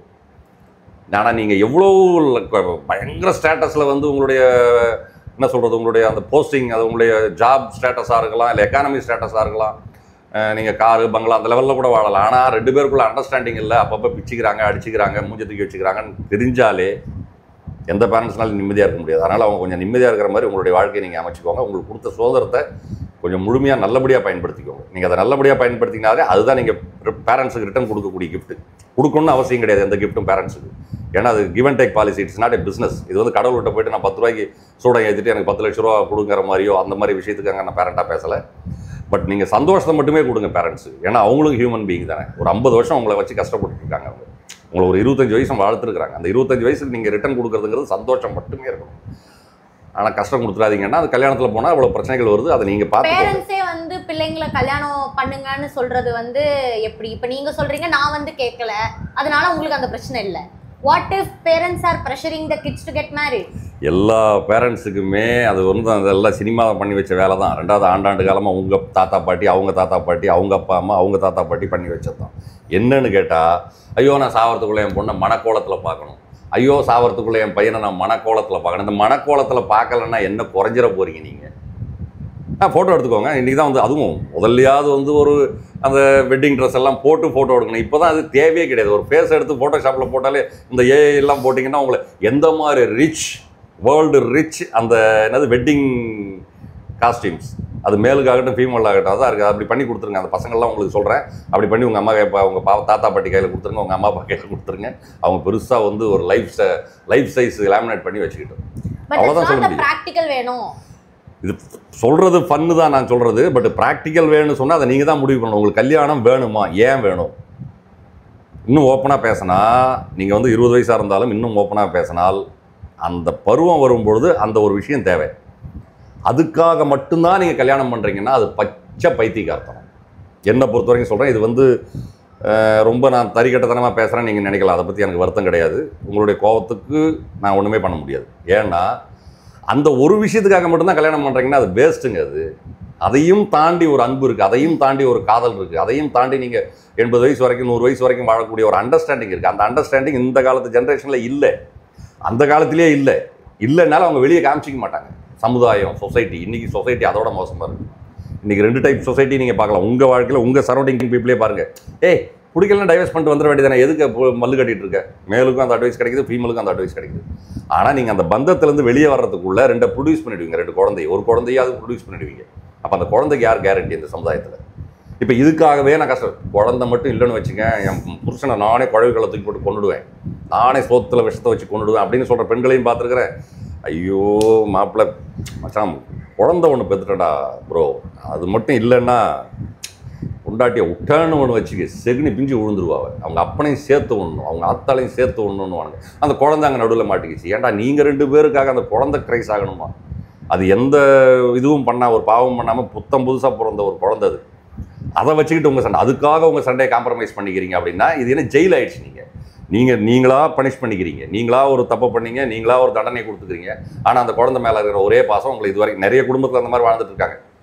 அப்போ அந்த பெண்ணுக்கும் மன வாழ்க்கை போயிடுச்சு, இந்த பையனுக்கும் மன வாழ்க்கை போயிடுச்சு. அப்படி இல்லாத ஒரு வாழ்க்கையை நீங்கள் அமைச்சிக்கிட்டீங்கன்னா ரொம்ப சிறப்பு. ஆனால் அதில் போய் மாட்டிக்கிட்டீங்கன்னு வச்சுக்கோங்க, படைச்ச கடவுளாலையும் காப்பாற்ற முடியாது. சரி, இவ்வளோ சொல்கிறீங்கல்ல, நீங்கள் ஏன் கல்யாணம் பண்ணீங்க? அதான் அறிவு கட்டுதானோ. அப்படி ஒன்று நடக்கலைன்னா இப்படி ஒன்று உட்காந்துருக்குமா இங்கே பக்கத்தில்? இன்னொருத்தர் கிச்சனில் ஏதோ பண்ணிகிட்டு இருக்காரு, அக்காவுக்கு அந்த அப்பாவுக்கும் சேர்த்து. இதை 2 நடந்திருக்குமா? நடந்திருக்காது. அதுக்காக வந்து ஹியூமனே இல்லைன்னா அந்த ஒருத்தர் எப்படி இருக்கும்? அப்புறம் யாருமே கல்யாணம் பண்ணலன்னா எப்படி குழந்தைகள் உருவாயிருக்குன்னா, ஒரு வகையில் பார்க்க போனால் உண்மையான பிரின்சிபலாக பார்த்தீங்கன்னா அந்த உலகத்தில் ஹியூமனே இல்லைன்னா அந்த எர்த் ரொம்ப நல்லாயிருக்கும்.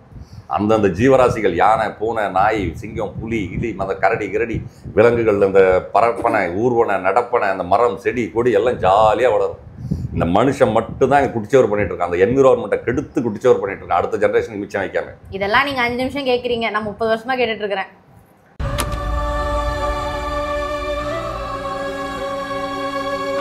இல்லை, இப்படி பேசினாதான் இவங்களுக்கு கோபம் வந்துடுது. அந்த ஒரு செடியோடைய தன்மை என்னன்னு சொன்னால் கூட இவங்களுக்கு வந்து இந்த செடி வளர்க்குறாங்களே தவிர அது ஒரு பேஷனாக வளர்க்குறாங்க.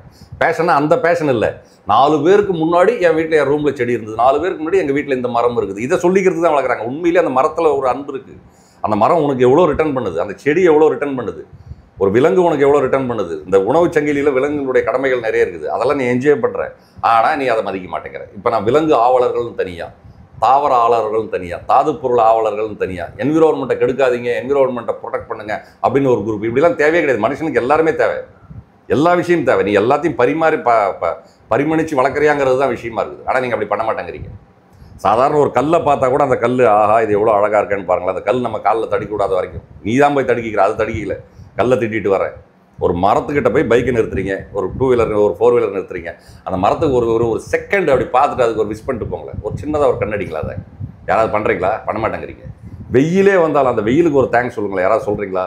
சொல்ல மாட்டேங்கிறீங்க. மழை வந்தால் உடனே ஓடி போய் வந்துக்கிறீங்க. ஐயோ மழையே இல்லை, வெயில், ஐயோ அப்பா சென்னை வாசிகளுக்கெல்லாம் கேட்கவே வேணாம் நீங்கள் இப்படின்னுவாங்க. ஆனால் மழை வந்துச்சுன்னா உடனே ஓடி விடுவோம். உன்னை குளிர் வைக்குது அந்த மழை, நல்லா நினையலாமே. கிடையாது. இயற்கையை ரொம்ப ரொம்ப நேசிக்கணும். மனித இனம் வேண்டான்னு நான் சொல்லலை. ஏதோ இப்படி பெத்தாதான் வேணுமா? கல்யாணம் பண்ணாமலும் பெக்கிறதுக்கு இருக்குது. ஆனால் பெத்தாலும் வளர்க்குற ரெஸ்பான்சிபிலிட்டி உங்களுக்கு இருக்கணும்.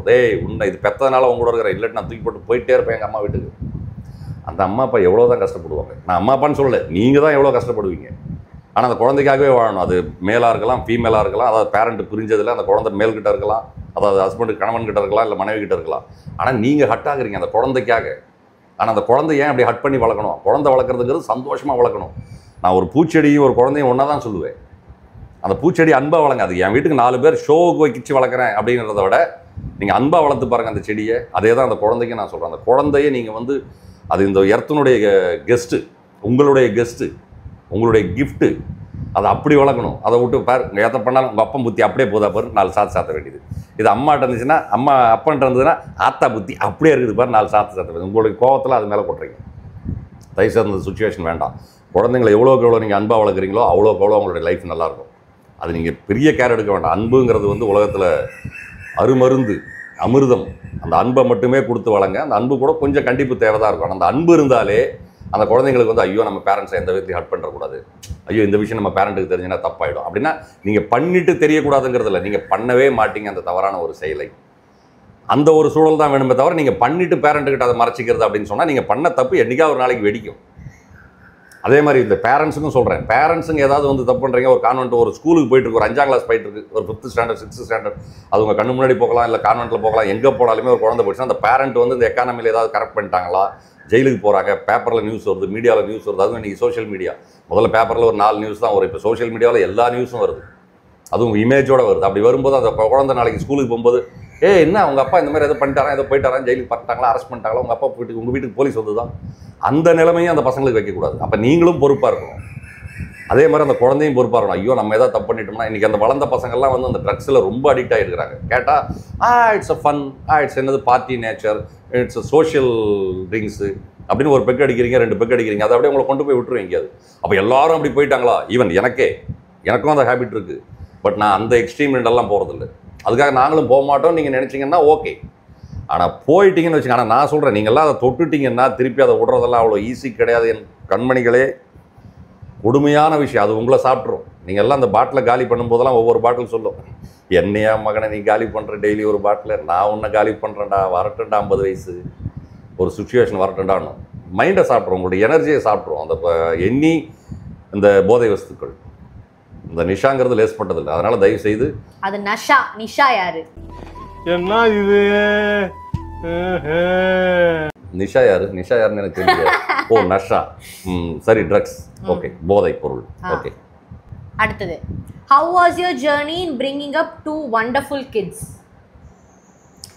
பெரிய கஷ்டம்லாம் கிடையாதுங்க. ஏதோ ஒரு படத்தில் பார்த்துருப்பீங்கன்னு நினைக்கிறேன். இந்த நம்ம அவர் பேர் என்ன, அபுஜி என்ன நடிகர் பேர் யாருன்னா ஏதோ ஒன்று சொல்லுங்க, கங்கை மரனோட சாரோட சன்னு பிரேம்ஜி. என்ன கொடுமை சரவணனது.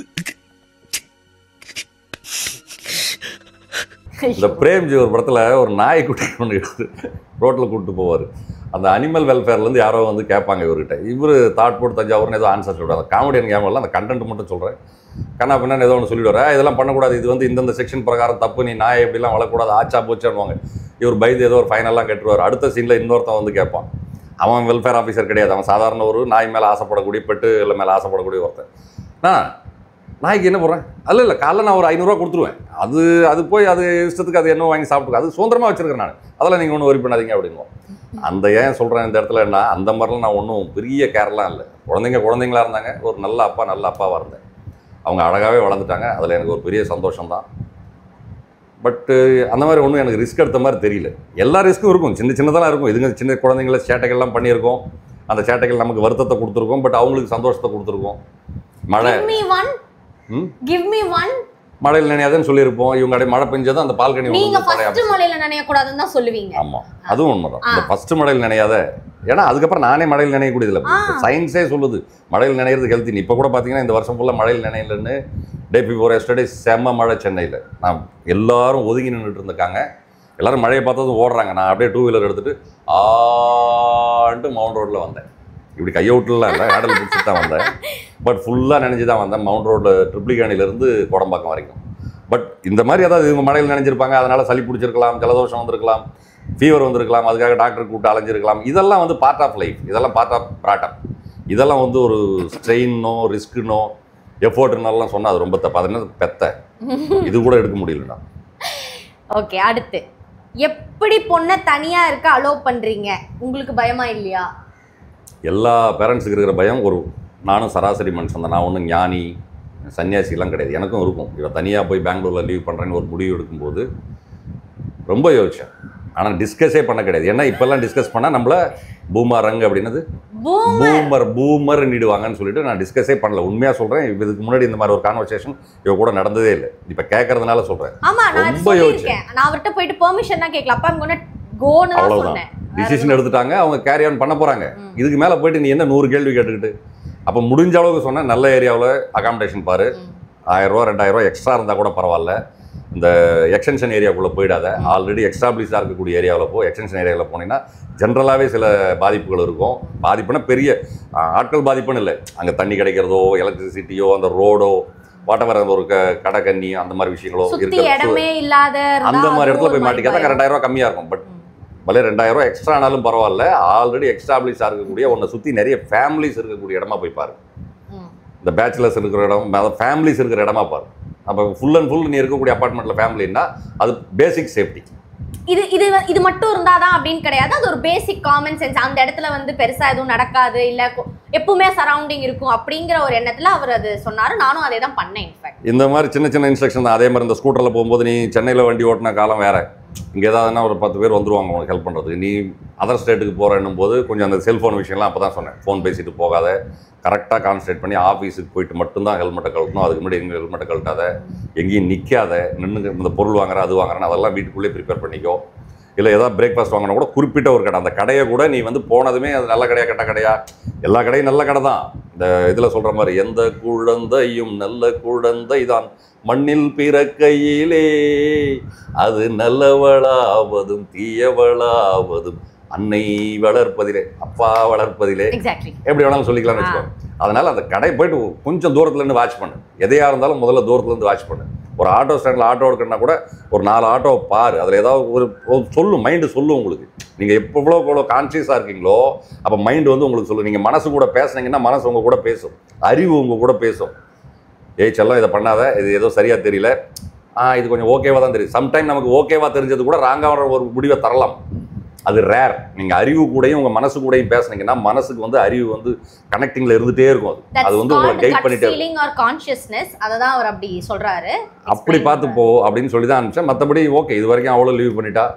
எதை அந்த கடைகளை பரிச்சயம் பண்ணுறதுலேருந்து, ஏரியா பரிச்சயம் பண்ணுறதுலேருந்து கொஞ்சம் வாட்ச் பண்ணு. அதுதான் நான் முதல்ல சொன்னேன். இதில் சொன்னேன், அந்த ஃபோனை பேசிட்டே போகாதீங்க. நீங்கள் சரௌண்டிங்கை மறந்துடுறீங்க. ரூமில் வந்து பாருங்கள், வீட்டுக்குள்ளே வந்து பாருங்கள். அதனால் சொசைட்டியை வாட்ச் பண்ணுங்கள். அவர் எப்போ எப்படி சொல்லுவார் அப்படின்னா, எங்கே போனாலும் அந்த கான்ஷியஸ்னஸோட இருக்கணும். அப்போதான் வந்து உனக்கு சொல்லும் இது தப்பாக இருக்குது சரியாக இருக்குன்னு ஒரு மாதிரி அன்கம்ஃபர்டபுள் ஃபீல் வரும். அதை நம்ம கேட்டுட்டு அக்கார்டிங்லி நடந்தாவே வந்துட்டு ஓகே தான் இருக்கும். இல்லை அது மாதிரி வருது ஆனால் நான் ஓவர் கம் பண்ணி போவேன் அப்படின்னு போகலாம், தப்பில்லை. பட் அதோட கான்சிக்வன்சஸையும் நம்ம தான் ஃபேஸ் பண்ணணும். அதனால் வந்துட்டு I be very conscious when I go out. நான் ஃபோன் யூஸ் பண்ண மாட்டேன். வெளியே போகும்போது பே பண்ணுறதுக்கு மட்டும் தான் ஃபோன் எடுப்பேன். ஏதாவது இப்போ நான் இந்த vlog எல்லாம் பண்ணுறதுனால நான் ஒரு குட்டி 3 செகண்ட் தான் எடுப்பேன். எடுத்துட்டு நான் ஃபோனை உள்ளே வச்சிருவேன். ஏன்னா ஃபோன் நம்ம கையில் இருக்கும் போது நம்ம 2 கையும் ஃப்ரீயாகவும் இருக்காது. ஸோ அதுவுமே ஒரு விஷயம்தான். ஸோ இதெல்லாம் குட்டி குட்டி விஷயங்கள் அவர் சொல்கிறது. அடுத்தது போலாமா? இது ஒரு மாதிரி கொஞ்சம் ஒரு மாதிரி தான். complaint. I have asked her to sing one song for us as she is passionate singing, but never. நான் அவ பாட சொன்னாங்களா, நான் பாடலையா? நான் பாடுறாங்க இவ பாட்டை. இவ குட்டி பிள்ளையா இருந்தப்ப அந்த வரிக்கு மீனிங்கே தெரியாது. ஆனால் இப்போ அவளுக்கு அந்த வரிக்கான மீனிங் தெரியும். கண்ணன் வரும் வேளை அந்தி மாலை நான் காத்திருந்தேன், சின்ன சின்ன மயக்கம் என்னை என்னவோ அந்த ஒரு பாட்டு. அதை அப்படியே எந்திரிச்சு காலையில் 7 மணிக்கே பாடுவா பாருங்க. பாடுறி செல்லனா அதுக்கும் ஒரு அப்பா இருந்தானே, ஐஸ்குட்டி ஒரு பாட்டு பாடு அப்படின்னா கண்ணன் வரும் வேளை அந்தி மாலை. கொஞ்சம் கூட கூச்சமே பட மாட்டேன். அப்போ பாடுனா உடனே பாடிடுவேன். அது ஃபுல் ஸ்ருதியோட பாடுவேன்.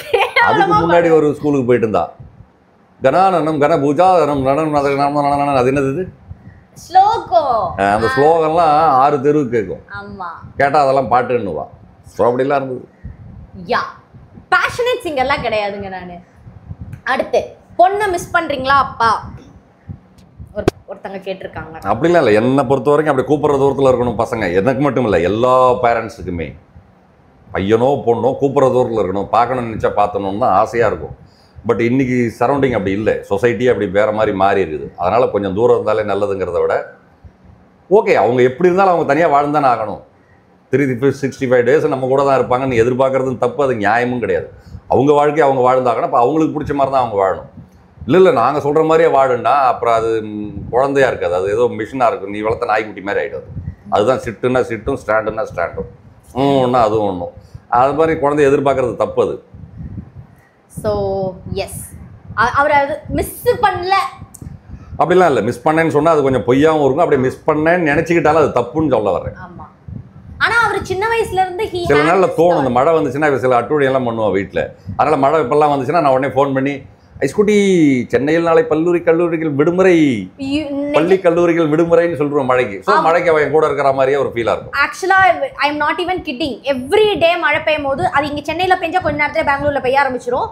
நாங்கள் சின்ன வயசுல வந்துட்டு ஸ்கூலுக்கு எந்திரிக்கும் போது மழை பெஞ்சதுன்னா அந்த நியூஸ் போய் பார்ப்போம். 2 பேரும் நானும் வரல, எங்கள் அப்பா பக்கத்தில் போய் அப்போ நியூஸில் வந்து லீவன் போட்டிருக்க பார்த்து சொல்லுப்பான்னு சொல்லுவோம். அப்போ வந்துட்டு சொல்லுவார், என்னை வந்து அக்கா செல்லோன்னு கூப்பிடுவார், என் தம்பியை ஜூனியர்னு கூப்பிடுவார். செல்லம் இன்னைக்கு பள்ளி கல்லூரிகளுக்கு விடுமுறை அப்படின்னு சொல்லுவார். நாங்கள் ஒரே குஷியாயிடுவோம். ஸ்டில் நான் எனக்கு 30 வயசு ஆகுது, அவர் இன்னுமே அதை பண்ணுவார் கூப்பிட்டு. நானும் இப்போ நான் வந்து அதுக்கு தலையா. என்ன ரீசன்னா மழை பெஞ்சா பசங்களுக்கு லீவுங்கிறது அப்பாவுக்கும் ஒரு சந்தோஷம்.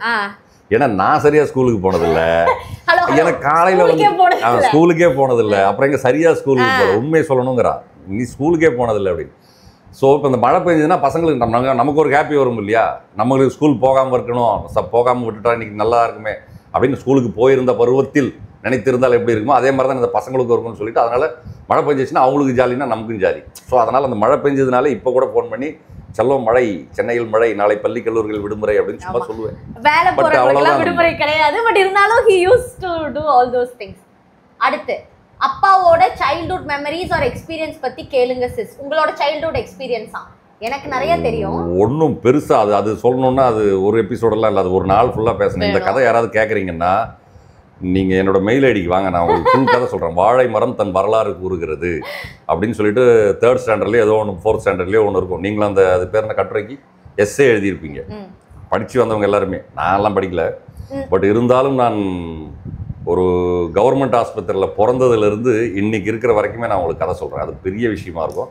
அதை குட்டியா சொல்லணும்னா அப்பா பிறந்தது வந்து பண்ருட்டிங்கிற ஊர்ல, பண்ருட்டி தானே, பண்ருட்டிங்கிற ஊர்ல கவர்மெண்ட் ஹாஸ்பிட்டல். 8வது படிக்கிற வரைக்கும் அங்கதான் இருந்தாரு. அதுக்கப்புறம் எங்க அப்பாவுக்கு சினிமா மோகம் எப்படி வந்துச்சுன்றதுக்கு ஒரு தனி கதை சொல்லுவாரு. அது இருந்ததுனால இன்னொரு விஷயம் என்னன்னா, எங்க அப்பாவோட அப்பாவுமே ரொம்ப ஃப்ரீடம் கொடுத்து தான் வளர்த்தாரு. அதனால 8வது படிக்கும் போது எங்க அப்பாவுக்கு ஆசை இருக்குன்னு சொல்லும் போது ஊர் மும்பை தானே அந்த டைம்ல, அது பாம்பேக்கு போயிட்டு அவரோட சொந்தக்காரங்க யாரோ அங்க இருந்திருக்காங்க, நீ போப்பான்னு அமிச்சிட்டாரு. அதுக்கப்புறம் எங்க அப்பா வீட்டை விட்டு போனவர் தான். இப்போ எங்க அப்பா 56 years old, இன்ன வரைக்கும் வீட்டுக்கு போகல. அதுக்கப்புறம் அங்கேயே போனாரு. பாம்பேல எத்தனை வருஷம் இருந்தீங்க? 4-5 years.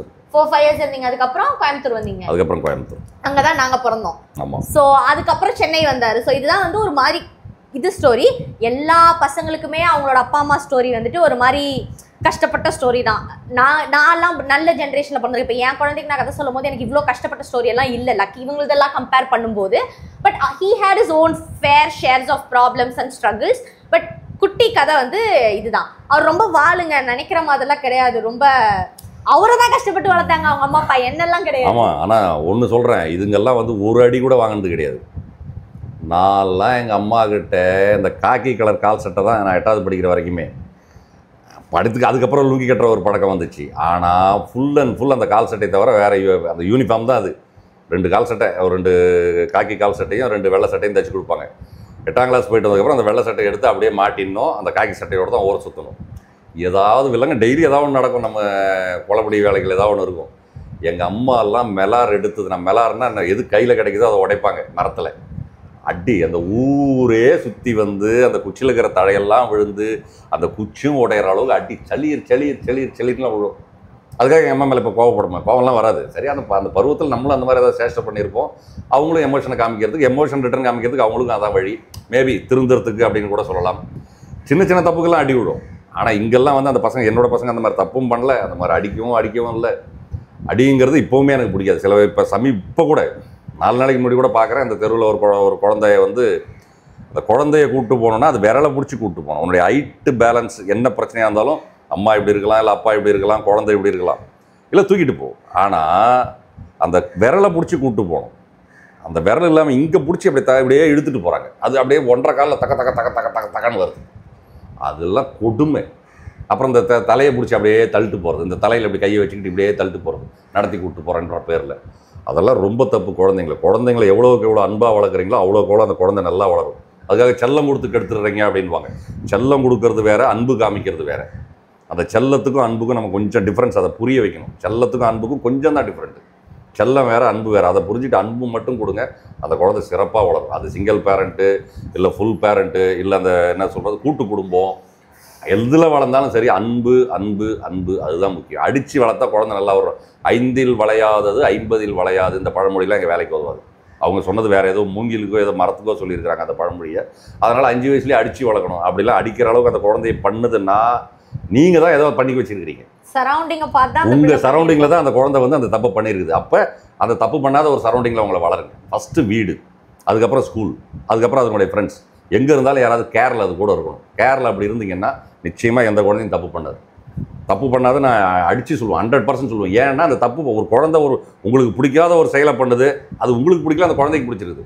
மழை பெஞ்சுன்னா சேத்துல போயிட்டு தக்கன்னு விளையாட தான் செய்யும். சேரு வீட்டில் இருந்துன்னா இப்போல்லாம் அப்பார்ட்மெண்ட் ஸ்டைல் ஆகிடுச்சு. சேரை நீங்கள் காசு கொடுத்தா வாங்கணுங்கிற ரேஞ்சு. நீங்கள் அதுக்காக எங்கேயாவது வெக்கேஷன் போகணும், பிக்னிக் போகணும், சேரெல்லாம் இருக்கிற இடத்துக்கு. இந்த ஃபாரின்லாம் காமிக்கிறாங்களே சேத்து குளியல், மண் குளியல், அப்புறம் இங்கே அந்த ஸ்பாவில் போயிட்டு 5000 ரூபா 4000 ரூபா கொடுத்துட்டு அந்த மண் குவியல், அதெல்லாம் இல்லாமல் குழந்தை கொஞ்சம் தாறுமாறாக தான் இருக்கும். எதையா ஒன்று எடுத்து கிழிக்க தான் செய்யும், செவுத்துல 4 கிழக்கு தான் செய்யும். ஐயோ வாடகை வீடு ஹவுஸ் ஓனர் பரவாயில்ல, ஒயிட் வாஷ் பண்ணி கொடுத்துட்டு போயிடலாம். ஆமாம், சின்ன வயசில் வந்துட்டு வாடகை வீட்டில் தான் நாங்கள் இவ்வளோ வருஷமும் இருக்கோம். நான் வந்து இந்த ரொம்ப கிராஃப்ட்லாம் பண்ணுவேன்னு சொல்லிட்டு நான் இதை எழுதி ஒட்டுவேன், கிறுக்க மாட்டேன். பட் எதுலையா ஒன்றத்தில் வரைஞ்சி ஒட்டுவேன், இந்த டபுள் டேப்லாம் போட்டு. அப்போ வந்து அந்த செவரில் இருக்கிறதெல்லாம் பிஞ்சு வந்துடும். பட் அப்பவே சொல்லுவார், பரவாயில்ல நம்ம போகும்போது அது காசு கொடுத்துட்டு போய்க்கலாம் அப்படின்னு. பிகாஸ் நான் வந்து அதை ஒட்டி என்ஜாய் பண்ணுறது தான் வந்து மேட்டர். நான் அது வந்து குழந்தைன்னா அதை பண்ண தான் செய்யும். இதை யாராவது அந்த ஹவுஸ் ஓனரும் புரிஞ்சுக்கணும். பட் ஹவுஸ் ஓனரை பொறுத்த வரைக்கும், அப்பா நீ போயிட்டு நான் எனக்கு 10000 ரூபா செலவாக இதை ஒயிட் வாஷ் பண்ணுறதுக்கான சரி 10000 ரூபா கொடுத்துருவோம், மாதத்துக்கு ஒரு 500 ரூபா அதுக்குன்னு எடுத்து வச்சுக்கோ, நம்ம அந்த வீட்டில் இருக்கிற வரைக்குங்கிற மாதிரி தான் இருக்கணும். ஆனால் குழந்தைங்க இந்த இதெல்லாம் தப்பு சொல்ல முடியாது. இது தப்புன்னு சொல்லி நீங்கள் அடிச்சிங்கன்னா நீங்கள் தப்பு. குழந்தை கிறுக்கிறதையோ, குழந்தை வந்து ஏதோ ஒரு நோட்டை கிழிச்சிச்சு, ஒரு புக்கை கிழிச்சிச்சுன்னா அது கையில் கிடைக்கிற இடத்துல நீங்கள் ஒரு முக்கியமான ஒரு நோட்டை வச்சுருக்கிறீங்க. குழந்தைக்கு தெரியாது அது முக்கியமான நோட்டுன்னு, குழந்தைக்கு தெரியாது அது நீங்கள் இரவல் வாங்கிட்டு வந்த நாவல் படிக்கிறதுக்கு, ஓசி வாங்கிட்டு வந்த நாவல் இல்லை லைப்ரரி புக்குன்னு குழந்தைக்கு தெரியாது. அப்போ குழந்தை கையில் படாத இடத்துல இருக்கணும். குழந்தை பார்த்தா ஏதாவது கிழிக்க தான் செய்யும், இல்லை குழந்தை பார்த்தா ஏதாவது கிறுக்க தான் செய்யும். குழந்தைக்கு தெரிஞ்சது அவ்வளவுதான். ஆனால் குழந்தைக்கு தெரிஞ்சது உங்களுக்கு தெரியல. குழந்தை கையில் அது கிடைக்காத இடத்துக்கு கொஞ்சம் ஹைட்டில் வைக்கணும் நீங்கள். குழந்தை நிச்சயமாக நல்ல நோட்டுன்னு அது கிழிக்காது. அப்போ அதை வாய்ப்பை கொடுத்துட்டு அதுக்கப்புறம் சொல்லுன்னு அதை அடித்தா அது என்ன பண்ணும் பாவம். அதுதான் சொல்கிறேன், அந்த அன்பு அந்த செல்லம் இங்கே என்ன அந்த சின்ன டிஃப்ரெண்ட்டு. இதை கரெக்டாக வளர்த்திங்கன்னா எல்லா குழந்தையும் நல்ல குழந்தை தான். உங்களுக்கு எந்த குடைச்சலும் கொடுக்காது அந்த குழந்தை. ஏன்னா குழந்தைங்கிறது அது பச்சை மண், அது மூளையில் எதுவுமே கிடையாது. நிறைய ஓப்பன் ஸ்பேஸ் தான் இருக்குது. நம்ம கொடுக்கக்கூடிய டேட்டா தான் அந்த குழந்தையோட மூளையை வந்து ஃபில் பண்ணுது. அப்படி ஃபில் பண்ணக்கூடிய அந்த டேட்டாக்கள் நல்ல டேட்டாவாக இருக்கணும், நல்ல காட்சிகளாக இருக்கணும், நல்ல விஷயங்களாக இருக்கணும், நல்ல வாசனைகளாக இருக்கணும், நல்ல உணவுகளாக இருக்கணும்.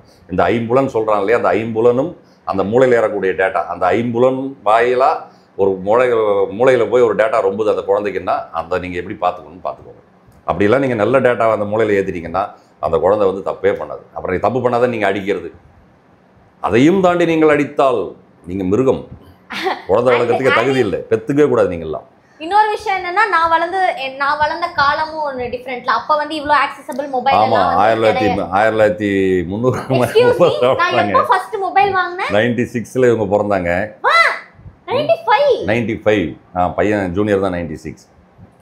ஆனா இன்னொன்னு இந்த மொபைல் இவங்க வந்து ஒரு 5வது என்ன போகும்போதெல்லாம் நான் மொபைல் வாங்குறேன்னு வச்சுக்கோங்க புதுசா. அப்பெல்லாம் வந்து காமிப்பேன், சார்ஜ் போட்டு இதை காமிப்பேன். அப்பெல்லாம் ஃபுல் சார்ஜ் போடணும்னு ஒரு இது இருந்தது மொபைலில் வாங்கினது. இப்போ கூட இருக்கா? ஃபர்ஸ்ட் வாங்கினது அந்த மாதிரி சார்ஜ் போட்டதும் காமிப்பேன். அவங்ககிட்ட ஆளுக்கு 1/2 மணி நேரம் கையில் கொடுப்பேன். இப்படி ஃபோன் பண்ணால் அவ்வளோதான். அதோட வாங்கி வச்சேன்னா அது ஒரு டைம் கூட கேட்டதே கிடையாது, நானும் கொடுத்தது கிடையாது. ஏன்னா இது ரொம்ப ப்ரிசியஸான திங்மா. இது வந்து உடச்சி கீழே போட்டால் உடஞ்சிரும், இல்லை நீ யாருக்காவது அழுத்திட்டீங்கன்னா யாருக்காவது கால் போயிடும், இல்லை எதையாவது ஒன்று டெலீட் பண்ணிட்டீங்கன்னா அந்த அப்பாவுக்கு வேஸ்ட்டு அப்படின்னா அந்த குழந்தைங்க அப்படியே பொறுப்பாக கேட்டுதுங்க. Even my laptop, even my mobile phone, even my camera, any electronic things வாங்கிட்டு வந்தால் ஒரு டைம் ஃபுல்லாக அதை டெமோ காமிச்சிருவேன். ஃபுல்லாக காமிச்சிட்டா இப்போ அந்த குழந்தைக்கு என்ன, ஓகே இதான் அப்பா இருக்குது, இது இந்த வேலையெல்லாம் பண்ணும், இதுக்காக அப்பா வச்சிருக்காரு, அவ்வளவுதான், புரிஞ்சு போச்சு. அதுக்கப்புறம் கூடாது, அவ்வளவுதான். ஸோ அந்த குழந்தைக்கு, இந்த குழந்தை இல்லை, எல்லா குழந்தைக்குமே அந்த கியூரியாசிட்டி காணும். ஆனால் இப்போ நீங்கள் குழந்தையே எப்படி வளர்க்குறீங்கன்னா ஃபோனே அது கையில் கொடுத்துட்றீங்க, அதுக்கு பிடிச்ச ஒரு பாட்டை போட்டுடுறீங்க, அதுக்கு பிடிச்ச ஒரு வீடியோ போட்டுடுறீங்க. அதை போட்டுட்டிங்கன்னா முடிஞ்சு போச்சு. முதல்ல இந்த டிவி இருந்த வரைக்கும் இந்த இவ்வளோ ஒன்று பண்ணிட்டு இருப்பா. அது என்னது, அது அப்பா நான் சாப்பிட போகிறேன், தம்பி எங்க அவன் விளையாட போனோம் அப்படின்னு ஏதோ ஒன்று சொல்லிட்டு இருக்குமே ஒரு குழந்தை. ஸ்மால் வண்டர் விஜய் டிவில போடுவாங்க. அதுதான் பருவம்னு வச்சுக்கோங்க. இவளுக்கும் இந்த வீட்டில் இருந்தக்கூடிய ஞாபகங்கள் நல்ல சுதந்திரமாக இருந்த பருவங்கள். அப்போ அந்த மாதிரினா அது டிவியை பார்த்து வளர்ந்தது. இப்போ நீங்கள் அதையே போட்டு அந்த குழந்தை கையில் கொடுத்துட்றீங்க, அது சாப்பிடும்போதும் குழந்தை. ஐ திங்க் அதெல்லாம் நாங்கள் பண்ணும்போது அந்த மாதிரியே பண்ணுவோம். அப்போ அப்பா சொல்லுவார், அந்த மாதிரி நீ இமிட்டேட்லாம் பண்ணக்கூடாது, ஏன்னா அது வந்து நம்ம அப்படி தானே எனிக் பண்ணுவோம், எல்லாத்தையும் அப்படி பண்ணக்கூடாது அவர் சொன்னார். அவர் சொல்லும் போது நாங்கள் கேட்டுக்கிட்டோம். அதனால வந்து அது ஒரு பெரிய இஷ்யூவாட்டவே தெரியலை எங்களுக்கு. ஸோ ஆகையால் குழந்தை வளர்க்குறதுங்கிறது ஒரு பெரிய இஷ்யூவே கிடையாது, ரொம்ப சிம்பிள் வே. அன்பு அன்பு அன்பு. ஆனால் அந்த குழந்தைக்கு நீங்கள் மூளைக்கு கொடுக்கக்கூடிய டேட்டா தான் உங்கள் கையில் இருக்குது. அது விஷுவலாக இருக்கலாம், ஆடியோ ஒன்லியாக இருக்கலாம், ஃபுட்டாக இருக்கலாம், ஸ்மெல்லாக இருக்கலாம், டச்சிங். இன்றைக்கி பேட் டச் குட் டச் அப்படிங்கிறது இன்றைக்கி ஓப்பனாக பேசுகிற அளவுக்கு ஓரளவுக்கு சொசைட்டி வந்துருக்குது. இதே ஒரு 30 வருஷத்துக்கு முன்னாடி பேட் டச் குட் டச் எல்லாம் இவ 3ஆம் கிளாஸ் 4ஆம் கிளாஸ் படிக்கும்போதெல்லாம் கூட இந்த வார்த்தையை தமிழ்நாட்டில் பெருசாக கிடையாது. ஆனால் இப்போ வந்து கூட்டாச்சு, இப்போ அவளுக்கு வயசு ஏதோ ஆகிடுச்சு, இப்போ அவளுக்கு வந்து இதெல்லாம் சொல்கிறோம். அதாவது இந்த ரேப்பிஸ்ட் எப்படி பண்ணுறானுங்க, இந்த எப்படி உனக்கு ஃபிசிக்கல் பிரச்சனை ஆகுங்கிறதெல்லாம் எக்ஸ்பிளைன் பண்ணுற அளவுக்கு அவளுக்கும் வயசாகிடுச்சு. பட் இது வந்து அந்த குழந்தைங்களுக்கு அந்தந்த பருவத்தில் எந்தெந்த அனுபவத்தை அவங்களுக்கு கொடுக்கணுமோ அதை தான் கரெக்டாக ஃபீட் பண்ணிங்கன்னா நிச்சயமாக குழந்தை தப்பு பண்ணாது. குழந்தை மேலே நீங்கள் கோபப்பட மாட்டீங்க. நீங்கள் கோபப்பட்டாதானே குழந்தைய அடிக்கிறதுக்கோ கண்டிக்கிறதுக்கோ அதுக்கான வாய்ப்புகளே இல்லை. குழந்தை அம்சமாக வளரும், நீங்களும் சந்தோஷமாக இருப்பீங்க. அடுத்து, who was the tougher kid to raise? யார் வந்து ரொம்ப கஷ்டம் வளர்த்தனது? என்னவா இல்லை, ரொம்ப கஷ்டம் வளர்த்தனது. இவன் பேசியே கழுத்தருப்பான், அவன் பேசாமலே கழுத்தருப்பான். ஏன்னா அவன் பக்கத்துலேயே நிற்க மாட்டான், ஏதாவது ஒன்று கேட்டுருவான்ட்டே ஓடி போயிடுவான். அவனுக்கு இன்னும் ஃப்ரெண்ட்ஸ் சர்க்கிள் இருக்குது அங்கே அப்பார்ட்மெண்ட்டில் இருந்த அந்த ஆஃபீஸ் கிட்ட இருந்த சரௌண்டிங்கில். இவன் ரொம்ப நல்ல பிள்ளை, வீட்டுக்குள்ளேயே இருப்பா, நான் என்ன சொல்கிறேனோ அதை தான் பேசிகிட்டு இருப்பா, பாடிக்கிட்டே இருப்பா. எதையாவது ஒரு பாட்டு, அந்த கிராஃப்ட் பண்ணுற, அதை பண்ணுற, அந்த கத்திரிக்கோல், பேப்பரு, சார்ட்டு, அந்த ஷூட்டிங்கான அந்த ஆர்ட் மெட்டீரியல் எது இருந்தாலும் அது டேபிள் ஒரு வழி ஆகிடும். எது கலர் கலராக இருந்தாலும் நான் வெட்ட ஆரம்பிச்சிடும் எடுத்து. இது மாதிரி தொல்லைகளை தவிர இதெல்லாம் குழந்தை பொண்ணு. இது பண்ணலைன்னா அது குழந்தையே கிடையாது. இது மாதிரி எதுவுமே அது பண்ணலைன்னா நீங்கள் அப்புறம் சைக்காட்ரிஸ்ட்டை கூப்பிட்டு போயிடுவீங்க குழந்தைய. அதனால் அது இஷ்டத்துக்கு விட்டுடணும், ஏதோ ஒன்று பண்ணிட்டு இருக்கணும். ஆனால் அந்த நைஃப் எடுத்து கட் பண்ணும்போதோ, அந்த ஸ்டாப்பில் எடுத்து பின் பண்ணும்போதோ, அந்த ஸ்டாப் பின் எடுத்து அடிக்கும் போதோ கையில் ஏதாவது காயமாயிடுமாங்கிறதுக்கு தான் நம்மளுடைய கேர் தேவையை தவறாங்க. இல்லை கம் எடுத்து ஓட்டிக்கும், அதை நகத்தில் ஓட்டிக்கும், அப்படியே சாப்பிடும், அந்த கம் அவ்வளோ சீக்கிரத்தில் போகாது, குளூ. இதை பண்ணுறதுக்கு தான் ஒரு கேர் தேவையை தவிர மற்றபடி அதை விளையாடக்கூடாதுன்னு சொன்னீங்கன்னா அது ரொம்ப தப்பு. அண்ட் சேஃபாக விளையாடணும். அவரு சொல்லி கொடுத்துருக்காரு இன்ன வரைக்குமே வந்து நான் அந்த கத்திரிக்கோலை வந்து அந்த ஷார்ப் இருக்கிற இடம் கையில கொடுக்க கூடாது, திருப்பி தான் கொடுக்கணும். ஏன்னா நம்ம கொடுக்கும்போது அவங்களுக்கு அதை ஹர்ட் ஆயிடக்கூடாது. ஸ்டேப்லர் வந்து இந்த பொசிஷன்ல தான் வைக்கணும், இந்த மாதிரி எல்லாம் அவரு இன்ஸ்ட்ரக்ட் பண்ணிட்டாரு, இப்படிதான் திங்ஸ் இருக்கணும்ட்டு. அதே மாதிரி நாங்களும் பண்ணக்கூடாது, ஸ்கெட்சை ஓப்பனா வைக்கக்கூடாது. இந்த மாதிரி விஷயத்துக்கெல்லாம் தான் நீங்க கொஞ்சம் இது வந்து சின்ன சின்ன விஷயம் நீங்க நினைச்சிடாதீங்க. பேரண்ட்டுங்களுக்கு சொல்றேன், இதெல்லாம் தான் வந்து அந்த மூளையில் போகக்கூடிய டேட்டாக்கான குட் விஷயங்கள். ஒரு ஸ்க்ரூ டிரைவர் ஒருத்தர் கேட்குறாரு, நீங்கள் ஒரு அப்பா வேலை பார்த்துட்டு ஒரு பையன் டே தம்பி அந்த ஸ்க்ரூ டிரைவர் ஏறான்னா அந்த ஸ்க்ரூ டிரைவர் எடுத்து இப்படி குத்துற மாதிரி கொடுக்கக்கூடாது, திருப்பி அந்த ஹேண்டில் அப்பா கையில் பிடிக்கிற மாதிரி கொடுக்கணும். பையன் எப்படி எடுத்து கொடுப்பான்னு நமக்கு தெரியாது. ஆனால் நீங்கள் அதை பழக்கிட்டீங்கன்னு வச்சுக்கோங்க, அவன் பக்கத்து வீட்டுக்காரர் ஸ்க்ரூ டிரைவர் கேட்டால் கூட தான் வீட்டிலேருந்து எடுத்து போய் கொடுக்கும்போது இப்படி பிடிச்சி தான் கொடுப்பான். அப்போ அந்த பெரியவரோ அந்த வீட்டில் இருக்கிறவங்க யாரோ பார்ப்பாங்க, எப்படி இந்த பழக்கம் அந்த குழந்தைக்கு வந்ததுன்னா அவங்க பேரண்ட் சொல்லி இல்லை அப்பா சொன்னாங்க இப்படி கொடுக்க கூடாது இப்படி தான் கொடுக்கணும் அப்படின்னு சொன்னாங்க அப்படின்னு எவ்ரிதிங். ஸோ இது வந்து நாட் ஓன்லி ஃபார் இந்த எக்யூப்மெண்ட் ஹேண்டலிங், எனிதிங். சாப்பிட்றது எப்படி சாப்பிடணும் இதெல்லாம் சொல்லி கொடுக்கணும். குழந்தை அப்படி தான் சாப்பிடாது, தெரிக்கும், விழும், இங்கே ஊற்றும் அங்கே ஊற்றும், கடிச்சிக்கிட்டு ஏதாவது காயமாகும், இதெல்லாம் ஓகே குழந்தைங்களோடது. அந்த பருவத்துக்கு இருக்கக்கூடிய விஷயங்கள் அந்த பருவத்துக்கு இருக்கணும். பட் அது எப்படிங்கிறத அந்தந்த பருவத்தை கடக்கும்போது நீங்க சொல்லி கொடுத்து கடந்துட்டு வரணும். அதே மாதிரி சாப்பிடும்போது இங்க படுற மாதிரி சாப்பிடக்கூடாது. நான் இங்க எல்லாம் படும், அதெல்லாம் ஒன்றும் பண்ண முடியாது. பட் இங்க படக்கூடாதுங்கிறது ஒரு கான்ஷியஸ். அது எந்த கல்ச்சர்னு எனக்கு தெரியல. இல்ல அது கல்ச்சர் யாரோட. சில வீட்டுலாம் பார்த்தா இன்னும் பெரியவங்களும் இப்படிதான் அடி சுத்தி வளைச்சி அடிப்பாங்க. அப்படின்னு ரசத்தெல்லாம் சாம்பாரெல்லாம். பட் அது தெரியல. சில பேர் வந்து எனக்கு வந்து என்னுடைய பேரண்ட் என்ன வளர்த்தது வந்து கிராமத்தில் சாப்பிடும்போது உள்ளங்கையில் ஏதாவது இந்த இடத்துல ஒட்டி இருந்ததுன்னா அடி சளீர்னு இங்கே அடி விடும். என்ன என்ன என்ன என்ன சாப்பிட்ற, எங்கே கற்றுக்கிட்ட இந்த பழக்கத்தைன்னுவாங்க. ஆனால் அதே பருவத்தில் பல வீட்டில் நான் இப்படி பார்த்துருக்கேன். இப்படி சாப்பிட்டா தான் சரி அப்படின்னு சொல்கிறவங்களையும் பார்த்துருக்குறேன். இப்போவுமே சென்னை மாதிரி சிட்டியில் கூட இப்படி ஃபுல்லாக அள்ளி சாப்பிடணும். அது நாங்கள் இப்படி சாப்பிட்றீங்க, 3 சாப்பாடு பிடிக்கலையா அப்படின்னு கேட்குறாங்க. எங்கள் விருந்து உங்களுக்கு பிடிக்கலையான்னு கேட்குறாங்க. இப்படி சாப்பிட்டா தான் அது வந்து அவங்கள ரெஸ்பெக்ட் பண்ண மாதிரி இருக்குது, அந்த ஃபுட்டை நம்ம ரசித்த மாதிரி இருக்குங்கிறாங்க. அது என்னவோ தெரியல. பட் எப்படி சாப்பிட்டாலும் சாப்பாடு உள்ள தான் போக போகுது. பட் ஏதோ அப்படி சொல்லி கொடுத்தாங்க. எனக்கு அது கரெக்டாக இருந்துச்சு. நான் அந்த பசங்களுக்கு அப்படி சொல்லி கொடுத்தேன். ஆமாம். இது இப்போ வந்து அப்பா இதெல்லாம் பொண்ணுக்கு சொல்லணும், அப்பா இதெல்லாம் பையனுக்கு சொல்லணும், அந்த மாதிரி விஷயங்கள் எனக்கு எதுவும் ஞாபகம் இல்லை. ஆனால் இந்த மாதிரி குட்டி குட்டி விஷயங்கள் தான் அவர் நிறையா சொன்னார். ஃபார் எக்ஸாம்பிள், நான் வந்து இந்த பேக் வந்து ஜிப்பு போட மாட்டேன், ஹேண்ட்பேக்ல வந்து ஜிப்பு போட மாட்டேன். இந்த விஷயம் இன்னைக்கு நேற்று இல்லை, இன்னைக்கும் என்னை விட வயசுல பெருசான எங்கிட்ட திட்டு வாங்கக்கூடிய நண்பர்கள் இருக்காங்க, என்னுடைய கலீக்ஸ் இருக்காங்க. இந்த இப்போ அந்த மாடர்ன் பேக்லலாம் அந்த பேக் பேக்கெல்லாம் பார்த்தீங்கன்னா ஒரு 50 ஜிப்பு இருக்கும் பொழுது அது எதில் என்ன வைக்கிறதுன்னு அவனுக்கும் தெரியல, எனக்கும் தெரியல. எனக்கு ஜிப்பில் அந்த மாதிரி எனக்கு பேக்கெல்லாம் கேரி பண்ணுற பழக்கமே கிடையாது. எனக்கு ரொம்ப பிடிக்கவே பிடிக்காது. கை வயசு நடந்து போனேன் எங்கே இருந்தாலும் அப்படின்னு சொல்லிட்டு. மிஞ்சி போனால் அந்த லேப்டாப் தூக்கிட்டு போகிறதையே நான் ஒரு மாதிரி கொஞ்சம் அன்ஈஸியாக ஃபீல் பண்ணக்கூடிய கேரக்டர். எடுத்தனா போய் போட்டேன்னா அவ்வளோதான். ஆனால் எந்த ஜிப்பும் திறந்திருக்க கூடாதுன்னு சொல்லுவேன். ஆனால் பல பேர் இன்னைக்கு சொசைட்டியில் நான் சாதாரணமாக 2 வீலர்லேயே எங்கேயாவது வாக்கிங் போகும்போதோ இல்லை ஹோட்டல் போகும்போதோ மால் போகும்போதோ பார்க்குறேன், அந்த பேக் பேக்கில் பல ஜிப்புகள் திறந்து கிடக்கு. அது பேக் பேக் இல்லை, அது டோட் பேக். அதை தான் அவர் அப்படி சொல்றாரு. அது ஓப்பனாக தான் இருக்குமே ஸ்டைலே. ஜிப்பு ஓப்பன்லேயே இருக்குங்கிறீங்களா? ஜிப்பு ஓப்பனா அது ஓப்பன்லேயே இருக்கிறதுங்கிறது வேற, அதுக்கு ஜிப்பே கிடையாதுங்கிறது வேற. ஜிப்புலேயே எடுப்பாங்க ஒரு பொருளை, அப்படியே அந்த பொருளை எடுத்துட்டு அப்படியே மறந்துடுவாங்க. இப்படிங்கிற செகண்ட்ல மறந்துடுவோம். திருப்பி அந்த பொருளை வைப்பான், இப்படி மூடுவான், அதில் முக்காவாசி மூடி இருக்காது. நான் வந்து காவாசி திறந்திருக்கும், இல்லை அரைவாசி திறந்திருக்கும். அப்படி திறந்து இருக்கிறதுனால பல ஆபத்துகள் ஏற்பட வாய்ப்பு உண்டு இந்த சமுதாயத்தில். ஒன்று பூச்சி போட்டு ஏறிடலாம். அது எப்படிங்க மாலில் ஏறும், மால்லையும் ஏறுது, பள்ளி எல்லாம் மாலில் ஏறுது. நாளைக்கு நீ ஏதோ ஒன்று எடுக்கும்போது அவன் தட்டுச்சுன்னா அவன் எடுத்த கேமராவும் கீழே விழுந்துச்சு, முடிஞ்சு போச்சு. உன் ஃபோனு கீழே விழுந்துச்சு, முடிஞ்சிச்சு. உன் பர்ஸு கீழே விழுந்தது, வாட் எவர். இல்லை அடுத்தவங்களுடைய பொருள் எடுத்தால் அது உள்ளே போட்டுடலாம். இதெல்லாம் வந்து ஒரு சேஃப்டி கான்சியஸ். ரெண்டாவது உங்கள் பொருளுக்கும் அது காப்பாற்றி. அது வந்து அதெல்லாம் இதில் சின்ன சின்ன விஷயங்கள், இதெல்லாம் ரொம்ப குட்டி குட்டி விஷயங்கள். But it still makes. அதே மாதிரி 2 வீலர் இவங்க கற்றுக்கிட்ட காலத்தில் முதல்ல சொல்லி கொடுத்தது லைசன்ஸ் இல்லாமல் எக்காரணத்தை மட்டும் நீ 2 வீலர் ஓட்ட கூட கற்றுக்கூடாது. இது நான் ரொம்ப ஸ்ட்ரிக்டாக இருந்தேன் பையனுக்கும் பொண்ணுக்கும். பையன் மட்டும் எங்கேயோ திருட்டுத்தனமா அவன் 14 வயசுலயே எங்கேயோ பைக் எடுத்து கற்றுக்கிட்டான். அதே மாதிரி காரை பிறந்துச்சு, காரையும் இவனுங்க எடுத்து ஓட்டியிருக்கானுங்க. அதெல்லாம் எனக்கு பல வருஷம் கழிச்சு தான் தெரியும். ஆனால் ஐஸ் குட்டி அதெல்லாம் ஒன்றும் பண்ணல. அவன் அந்த 18 இயர்ஸ் ஆனதுக்கப்புறம் ஒரு ப்ராப்பராக ஒரு 18 அப்பா மனசாட்சி தொட்டு சொல்லுங்க 24ல தான் அவ வந்து 2 வீலரே கத்துக்கிட்டா.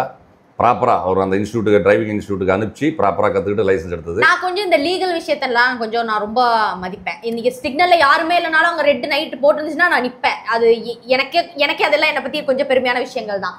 இதெல்லாம் தான் வந்து சொல்லி கொடுத்த விஷயங்கள்னு சொல்லலாம். டிராஃபிக் எக்காரணத்தை மட்டும் வயலேட் பண்ணக்கூடாது. அது யாருமே வரலனாலும் எவனோ ஒருத்தன் வருவான். ஏன்னா அவனுக்கு சிக்னல் இருக்கு, கரெக்ட். அவன் கண்ணை மூட்டு வருவான், அவனுக்கு ரைட்ஸ் இருக்கு. ஆனா அந்த இடத்துல நீ யாருமே இல்லையன்ட்டு அப்படி மூவ் பண்ணுவாங்க, அங்க வந்து அடிச்சிட்டான்னா பாதிப்பு உனக்கும் அவனுக்கும்.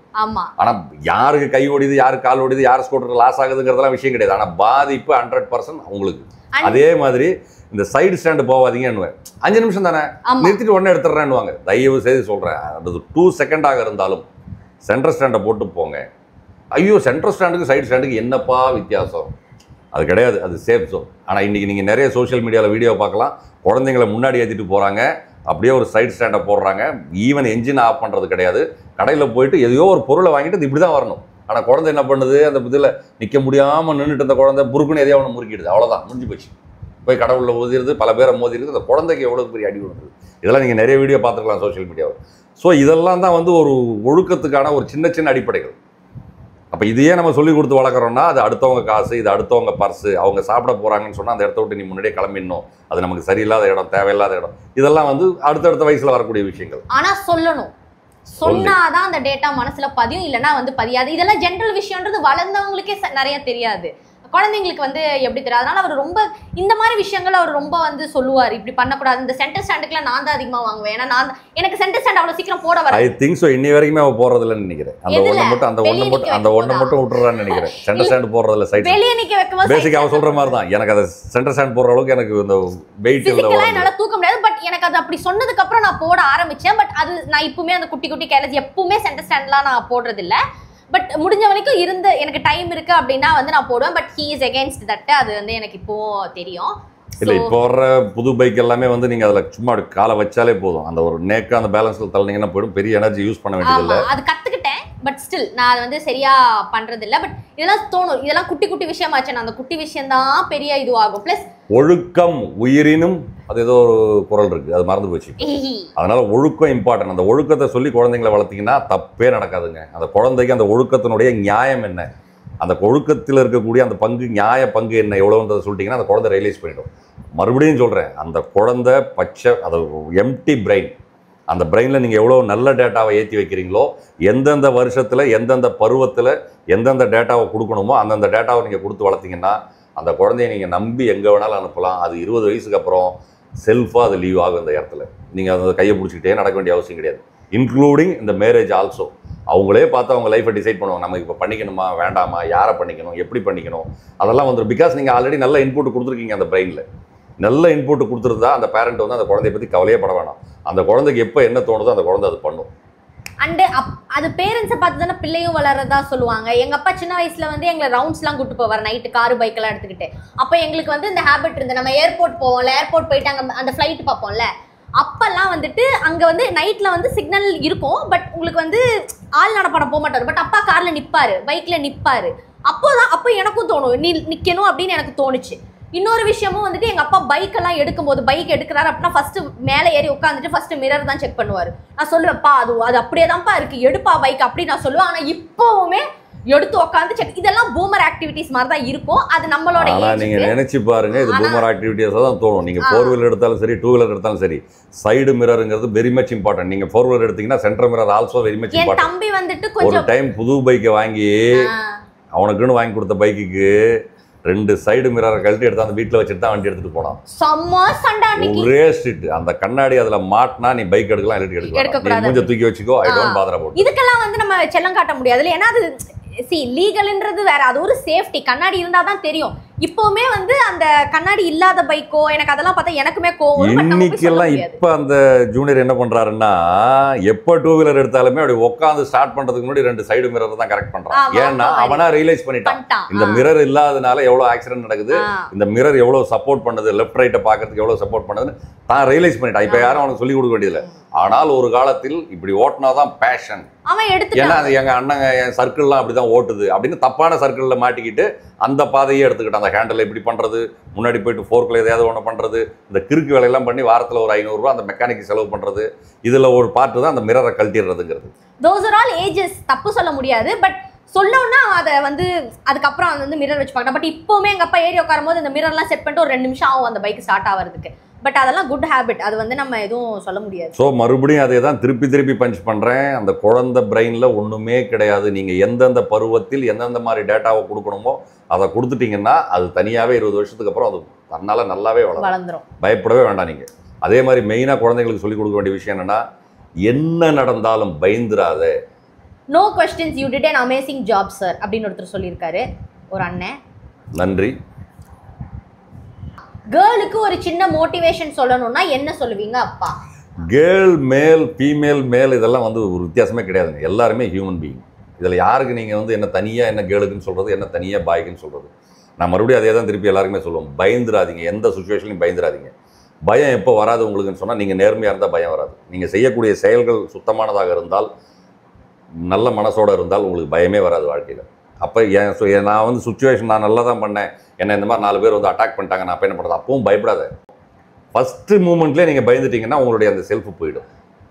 பயப்படாதீங்க பயப்படாதீங்க பயப்படாதீங்க. எப்போ நீங்கள் பயப்பட மாட்டீங்கன்னா நீங்கள் நேர்மையாக இருந்தால் தான் பயப்பட மாட்டீங்க. எப்போ நீங்கள் வந்து என்ன நடந்தாலும் என் பேரண்ட் கூட ஷேர் பண்ணிக்க முடியும், என் டீச்சர் கூட ஷேர் பண்ணிட முடியும், என்னுடைய சீனியர் கூட நான் ஷேர் பண்ணிக்க முடியும், என்னுடைய ஃப்ரெண்ட்ஸ் கூட ஷேர் பண்ணிக்க முடியும் அப்படிங்கிற ஒரு கான்ஃபிடென்ட் உங்களுக்கு இருக்குதுன்னா அப்போ நல்ல செயலை மட்டும்தான் நீங்கள் செய்வீங்க. அப்போ டவுட்டுன்னு ஒன்று வந்துச்சுன்னா உடனே உங்கள்கிட்ட எங்கே சரௌண்டிங்காக அந்த சரௌண்டிங்கில் ஒரு சப்போர்ட் எதிர்பார்ப்பீங்க. நீங்கள் அது வெளியே மார்க்கெட்டில் இருந்தாலும் சரி, ஷாப்பிங்கில் இருந்தாலும் சரி, ட்ராவலில் ஃப்ளைட்டில் எங்கே இருந்தாலும் அதுக்கு அடுத்த யார் சுப்பீரியருக்கு இதை கேர் எடுக்க வேண்டியவங்க யாருங்கிறது அவங்ககிட்ட நீங்கள் கம்ப்ளைண்ட் பண்ணுறதுக்கு தைரியம் வரும், நீங்கள் தப்பு பண்ணாமல் இருந்தால். ஆனால் நீங்களே தப்பு பண்ணிங்கன்னா அந்த தைரியம் வராது. நீங்கள் தப்பை மறைக்கிறதுக்கான முயற்சியை தான் பண்ணுவீங்க. நீங்கள் மாட்டிக்குவீங்க. உங்களுக்கும் பிரச்சனை, உங்கள் பேரண்ட்டுக்கும் பிரச்சனை, உங்கள் டிபெண்டன்ஸுக்கு யாராக இருந்தாலும் அது பிரச்சனை. அது கணவனாக இருக்கலாம், மனைவியாக இருக்கலாம், குழந்தையாக இருக்கலாம். அதனால் தப்பு பண்ணலைன்னா பயம் வராது. அப்போ பயம் இல்லாமல் ஒரு வாழ்க்கையை வாழணும்னா நீங்கள் தப்பு பண்ணாமல் இருக்கணும். உங்க பொண்ணு லவ் பண்றாங்க with another religion or another casteல ஒரு another country, another community, another community. இந்த தப்பான வார்த்தைகளை யூஸ் பண்ணணும். அந்த மாதிரி இந்த அனதர்ன்னு உலகத்தில் ஒன்றுமே கிடையாதுங்க. ஹியூமனுங்க எல்லாருமே. ஜாதி, மதம், மொழி, இனம், எல்லை எல்லாத்துக்கும் நான் அப்பாற்பட்டவன். அதான் நான் அப்பாற்பட்டவனா நீங்கள் அப்பாற்பட்டவங்களா இருக்கணும்னு விரும்பலன்னு சொல்லலை. ஆனால் எல்லாருமே அப்படி இருந்தால் நல்லதுங்கிற. நல்ல பையனாவேன், நல்ல பொண்ணா, ஒரு பையனுக்கு ஒரு நல்ல பொண்ணா, நல்ல பொண்ணுக்கு ஒரு நல்ல பையனா வச்சு காப்பாற்றுவானா. வச்சு காப்பாற்றுறதுங்கிறது யாரையும் வச்சு காப்பாற்றுறதுக்கு யாரும் பவுண்டிங் கிடையாதுங்க. அவங்களுக்குள்ள ஒரு நல்ல அன்பு இருக்காங்கிறது தான் விஷயம். அன்பும் அந்த அண்டர்ஸ்டாண்டிங். அன்பு இருந்துச்சுன்னா எல்லா அந்த அண்டர்ஸ்டாண்டிங் குப்பை தொட்டியெல்லாம் தன்னால் வந்துடும். நாளைக்கு ஒரு தெய்வாதீனமாக எதிர்பாராத விதமாக ஒரு தப்பு அவங்க வாழ்க்கையில் யாராவது ஒரு சைடில் நடந்திருந்தா கூட அந்த அன்பு அதை வந்து கண்டுக்காது. டேக் இட் ஈஸி விடு, ஏதோ சுச்சுவேஷன் நடந்து போச்சு. சில வீட்டில் பார்ப்பேன், ஹஸ்பண்ட் ஏர்ன் பண்ணிட்டு இருப்பா, ஃபீமேல் வந்து இவங்க சோகால்டு சொல்கிற மாதிரி ஹவுஸ் ஒய்ஃபு இல்லை ஹோம் மேக்கர் அப்படின்ற இதில் இருக்கலாம். அவங்க யாராவது அங்கே சீட்டு கட்ட சொன்னாங்க, இங்கே தங்கத்தில் கொஞ்சம் இன்வெஸ்ட் பண்ண சொன்னாங்க, இந்த ஷேரில் இன்வெஸ்ட் பண்ண சொன்னாங்கன்னு சொல்லிட்டு சேவிங்ஸ் எடுத்து ஹஸ்பண்டுக்கு தெரியாமல் இதில் இன்வெஸ்ட் பண்ணி அது லாஸ் ஆகிடும். அப்போ அந்த சுச்சுவேஷன் ஹஸ்பண்டுக்கு தெரிய வரும்போது அங்கே அன்பு இருந்ததுன்னா விடு, சரி ஓகே 1000 5000 ஆகும்னு ஏதோ ஆசைப்பட்டேன், இப்போ ஆசை நேராதி ஆயிடுச்சா, ஏமாற்றிட்டாங்களா அந்த சிட்டு கம்பெனி, அந்த தங்கத்தில் போட்டி அதுக்கு ஏமாற்றிட்டாங்களா, அந்த ஷேரில் போட்டி அதை ஏமாற்றிட்டாங்களா, அந்த மேல் வீட்டுக்காரம்மா நம்பி சிட்டு போட்டியை பக்கத்து இருக்க சிட்டு கம்பெனியில் ஏமாந்துட்டியா, சரி விடு பரவாயில்ல விடு, அனுபவம் தான், இனிமேல் அந்த மாதிரி பண்ணாத அப்படிங்கிற அண்டர்ஸ்டாண்டிங் சுச்சுவேஷன் எப்போ வரும்? அன்பு இருந்தால் மட்டும்தான். அன்பு அங்கே எவ்வளோக்கு எவ்வளோ கம்மியாக இருக்குதோ அவ்வளோக்கு எவ்வளோ இந்த விஷயத்துக்கு சண்டை வரும். அந்த சண்டை எப்படி வரணும்? ஐயோ நான் சம்பாரிச்சு கொடுத்த 50,000 எடுத்து போய் இப்படி ஊதாரித்தனமாக பண்ணிட்டு வேண்டிய, உன்னை எவண்டி போட சொன்னது அந்த சிட்டு கம்பெனியில், உன்னை எவண்டி தங்கம் வாங்க சொன்னது, பாரு அது டுபாக்கு வரும், உன்னை யார் இந்த ப்ராடக்ட்டை வாங்க சொன்னது, அது வேல்யூ இல்லை, அது அவுடேட்டு. இதே கணவன் அந்த வேலையை பண்ணாலும் இதே பொண்டாட்டிக்கு அதே பிரச்சனை தான்.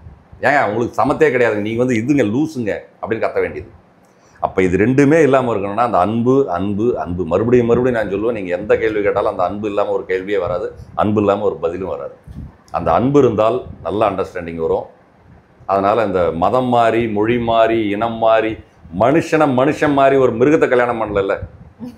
உங்கள் பொண்ணும் உங்கள் பையனும் ஒரு சிங்கத்தையோ ஒரு எருமாட்டையோ ஒரு ஒட்டகத்தையோ இல்லை வரிக்குதிரை ரொம்ப அழகாக இருக்குது நான் அதை கல்யாணம் பண்ணிக்கிறேன், இந்த ஒட்டகச்சீவிங்க ரொம்ப அழகாக இருக்குது நான் கல்யாணம் பண்ணிக்கிறேன் அப்படின்னு யாரும் சொல்லலை. மனுஷன் தானே, அவன் என்ன கலராக இருந்தா என்ன, மனசு நல்லா இருக்குதா, என்ன மதம்லாம் வந்து டுபாக்கு வருங்க. மதம், ஜாதி, மொழி, இனம் எல்லாமே டுபாக்கு ஒரு வகையில். நீங்கள் உள்ளே அனலைஸ் பண்ணி பார்த்தீங்கன்னா தெரியும். ஐயோ நான் ரொம்ப அனலைஸ் பண்ணிட்டேன் தெரிலன்னா தயவுசெய்து நீங்கள் என்னை காண்டாக்ட் பண்ணுங்கள், நான் உங்களுக்கு ஃபுல்லாக அனலைஸ் பண்ணிடுறேன். ஏன்னா இவள் பெற்ற இன்பம் வையகம் பாருங்கிற மாதிரி மணிக்கணக்கில் அறுத்திருப்பேன் இவளை.